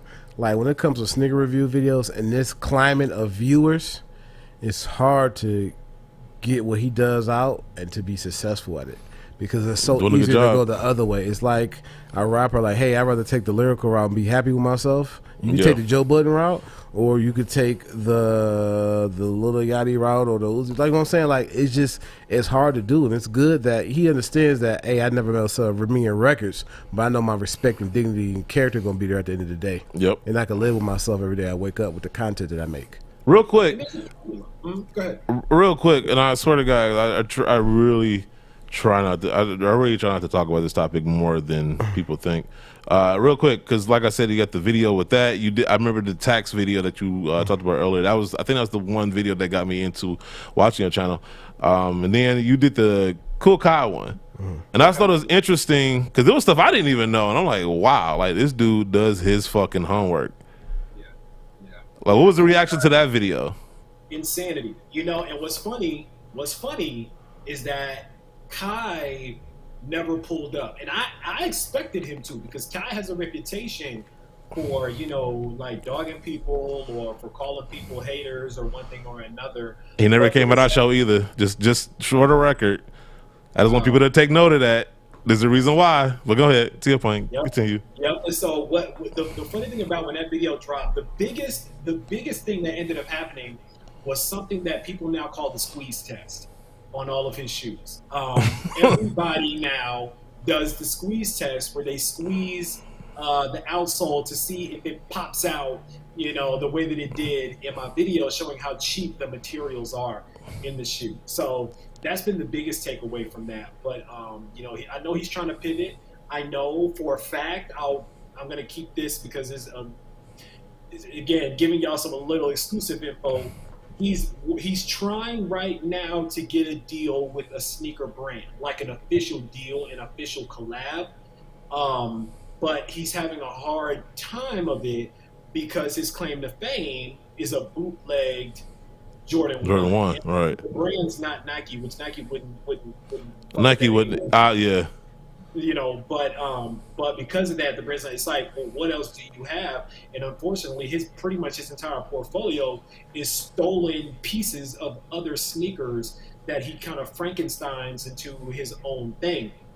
So, yeah, but he's got a lot of bad customers, right? There's still people waiting for a year that haven't gotten their shoe yet. Man, his Better Business Bureau rating is an F right now. It's bad for him right now. You know, I didn't even look at that. Yeah, it's bad. It's bad. I gotta look that up. Nah, I'm still waiting on the shirt. I got my hoodie, but I ain't get my shirt from back in December. I ordered the Barkley shirt. So I guess my only. It's August. Yeah, I know. I did it November. Yep, end of November, early December. Yeah, I ordered the shirt, and the reason why I got my Kais was because shout out to Brooklyn Basquiat. He was in New York, and he went and grabbed them for the pop up from me. But yeah, I got my hoodie because it was a collab between him and Home Fime. Their collab with that hoodie, that Oakland to the Bay, that New York to the Bay hoodie. So I got that hoodie, but my Barkley shirt I never got. Like I messaged the customer service, DM'd everybody. I never got my shirt. It was like, bro, can I just get my shirt? At 5 a.m. Rosa, I bought a shirt from him. You know, when he had a special, I never got my shirt. And it's just like, as someone who's going to launch a clothing brand, like people have to realize your logistics has to be on point. Because that's your name. Because people will order from you. Like they might say, "I like this shirt better," but if they know your shirt gonna come sooner, they might spend your money with you over this person because they know they can trust your customer service. And that's what I'm trying to tell my business partners. Like, yo, we work on getting these orders in and out because that's gonna be the bread butter, especially in this era. Like, just get people their stuff, and they're gonna shop with you all the time. Yes, that's why Nike, like outside of Nike, but people like ordering for Nike because you order your shoes on Saturday, you gonna get them by Wednesday. You know what I'm saying? Maybe sooner if you pay that extra $5. You know what I'm saying? So it depends on where you live, but so it's like that's one thing I've been trying to preach to these black brands is there's good brands who do deliver good, but it's just like you got to work on your customer service and your logistics, man. But see, because a lot of people think that like whatever my criticisms are personal. And I'm like, my criticism have been consistent. Like the same way I would talk about Adidas if they took a Nike shoe, or Nike if they took a Puma shoe, which these brands have been accused of plenty of times, and we've talked about it. So I'm like, so for me, consistently, I would have to be just as critical of him as I would anybody else. Now, some have made the argument that this is a big middle finger to the brands and that it's partially their fault that this is even a thing. And I agree with that. I agree. The brands have cultivated this environment to which a cool guy can thrive, and they have to take some culpability in it. However, you can be critical of both things at once. I can criticize Nike and all these other brands for creating this culture. At the same time, I can still say that's not creative. But if the brands wouldn't sell on their high horse, they can actually use this as a teaching lesson, as a thermometer. It's like, okay, the reason why people buy his, like some people going for his shoes, is because they got colorways they always wanted from Nike and they never got. Yeah, that's why they want. It's like one thing about shoe consumers and electronic consumers, we gonna tell you what we want. And car reviews, man, this had automatic. Now this got CVT. What happened to that? Like, this is the only brand thing. What's the name? Nightwing said it. This is the only business where the footwear industry where they do not listen to the consumers. Electronic does it, automotive industry does it. Like, this is the only brand or the business that they don't listen to the consumers. Hey, tell him how sensitive these brands be when you talk to them. Oh my good man! Tell him. I could test that when I was out Villa, when I had to go to the Nike meeting in Chicago. They asked me and 7 other people, "Can you help us figure out this allocation and this product buying process?" And then this lady tells me, remember, she's in the meeting with no Nike gear on, sandals on.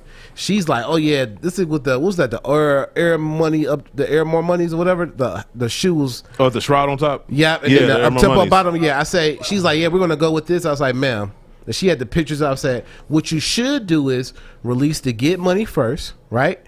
Then release, if you want to release this kind of hybrid, do that, because it brings the story full circle. Because what's going to happen is the kids nowadays are going to know that's an up-tempo bottom, but what's that up top? And the people like me who know the sneaker gang going to say, that's from the Air Money, why you slapping on the up-tempo bottom?" She said, "This is what we're going to go with anyway." Saw her 7 months later at my manager's meeting. She said, "You would have got that Nike meeting?" He's like, "Yeah, you were right about that. After the first colorway, the sales fizzled. That didn't do well." I told you right to your face. So I can imagine how oblivious that they are. And sometimes they think with their position title instead of with an open mind. I'm giving you free information to help you do your job. Exactly. I try to tell them, you can't just look at the stat sheet. You got to watch the game too. And I'm like, and a lot of these brands just looking at the stat sheet, they get the analytics a year after the fact. And we're like, all right, we're going to make our decisions off of that. And it's like, all right, well, 1, you got Euro information. 2, you should still keep your ear to the ground and know what's currently going on so that you can properly project what's going to be hot in the future. Now, Nike's on a nice little road, but we all know nothing lasts forever. So, but it's like, it's one thing to have your quote unquote ear to the ground. But what they need to do is just be fully open and transparent to give a survey. Hey, what are you looking for? Fill out a survey every year at the end of the year. What you like this year, what you didn't like, what are you expecting, what are you looking for? And just give it. The focus group gives you what you're looking for. People tell you. No, add to that though. Don't just ask me what I like. Ask me why, because I feel like you can filter a lot of bullshit decisions. Because everybody can tell you this hot, but a lot of their reasons are arbitrary. Most of it has to do with the resale value. Also, ask them why. Also, too, numbers don't tell you a lot of things. Somebody who 10 years in plus retail in the store, what Nike doesn't see, them papers don't show you. This go for any brand. Yeah. The amount of people that came in your store looking for something, you didn't have it. The paper don't tell you that. The paper don't tell you the no's we gave people, that the out of stocks we didn't gave people. Those don't tell you that. You looking at what you sold and what you have. You don't look at all your, what they love to say in corporate, missed opportunities. Yeah. You only like missed opportunities when some don't sell. That's what they call them. Missed opportunities is them Jason Keyes you should have been dropped that people been wanting. You know what I'm saying? Or some taxis, not the remix. I'm gonna sprinkle a little bass and double like the royalty 12s. You literally went out your way to not give us a taxi 12. Sneaker fetish. Like, come on, man. Real quick. I gotta ask you this because me and Guru, we said this when we was out there last time, and I remember I'll never forget the answer they gave us. Jordan's on Nike ID. Like, to Guru's point, like, y'all, you know how much money they can make? They put in the Air Jordan 11 on there. Ton. Oh my gosh. I'm like, dog, that's stupid money right there. But the reason, what was it? The brand was too prestigious. They were scared of watering down the brand. I'm like, dog, like how you drop like 200 Air Jordan 1s in 1 year? But here's my thing though. You made Chris Middleton got more Kobe 5s than the people who actually were Kobe fans. Like, you know what I'm saying? Like DeMar DeRozan, like you made more Kobe's for him. That took you more money to make a shoe just for him instead of making a shoe run that you would have actually made more money off. Like you making shoes for people who don't even buying this shoe. Yeah. Like, y'all don't tell me it's about money when you making shoes for these people just for free. And the Jordan 11, you could do, just like you do the Dornbecker collection, and you could do a Nike ID. December 21st of every year, we're going to let people design a Nike ID for the whole day.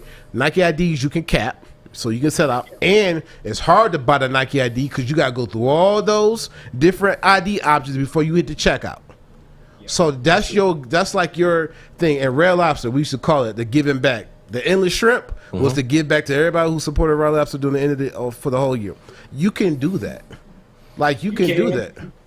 You can, and I'm gonna tell you, like, from what I know about what they've been doing, like, because y'all know they've been suing everybody, right? They've been suing a lot of customizers lately, especially customizers of Jordan brand product, because Nike's problem right now with certain silhouettes that they just hold just golden, like the Jordan 1 or the Jordan 11, the 3, the 4, is that, you know, if we don't co-sign this bullshit that this person makes, like they can get out there and be like, oh, this is an official Nike product, and we don't co-sign that until. So to your point, Caesar, you know, like those models they just deem, you know, like the Air Force One, that's fair game. I did a really in-depth video about the Air Force One, and I talked about when they got sued and when Yums sued them back, and about Wave and all that went with where the Air Force One is. So the Air Force One right now is kind of this gray area of fair game.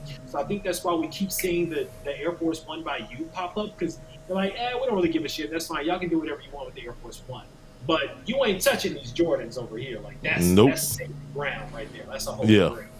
And I don't understand why, because I'm like, you don't treat any other shoe like that. Like your Air Maxes are just as important to your brand as Jordans. Air Force Ones are too, because if it weren't for the Air Force Ones, you wouldn't have a breath in the lifestyle area. Right. Real talk.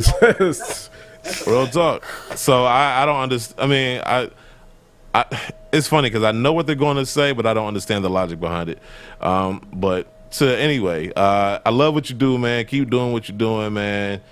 You are needed within the sneaker community, especially when everybody seems to be in bed with the brands and nobody wants to say a critical thought.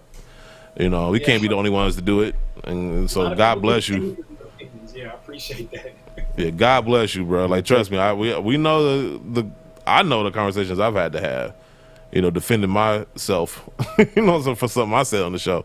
So, you know, and having to come with the receipts. So, but no, do your thing, man. We appreciate you. Once again, that's Sneaker Fetish. Please check out his YouTube channel. In particular, his video on Soul Savvy is detailed. It's a half hour, but let's be honest, y'all ain't got lives anyway. Y'all can spend at least 30 minutes watching this video. That's why he's the first. That's why he's the worst. That's why he's the worst. Let's be honest. I was gonna say, let's be honest, these people ain't got no lives no more. You are the worst. They ain't got no lives. That's the Philadelphia coming out you. That's the Philly out you coming out of you. Jersey is coming through. Yeah, coming through. Broad Street Bully, Stratospires. Oh man!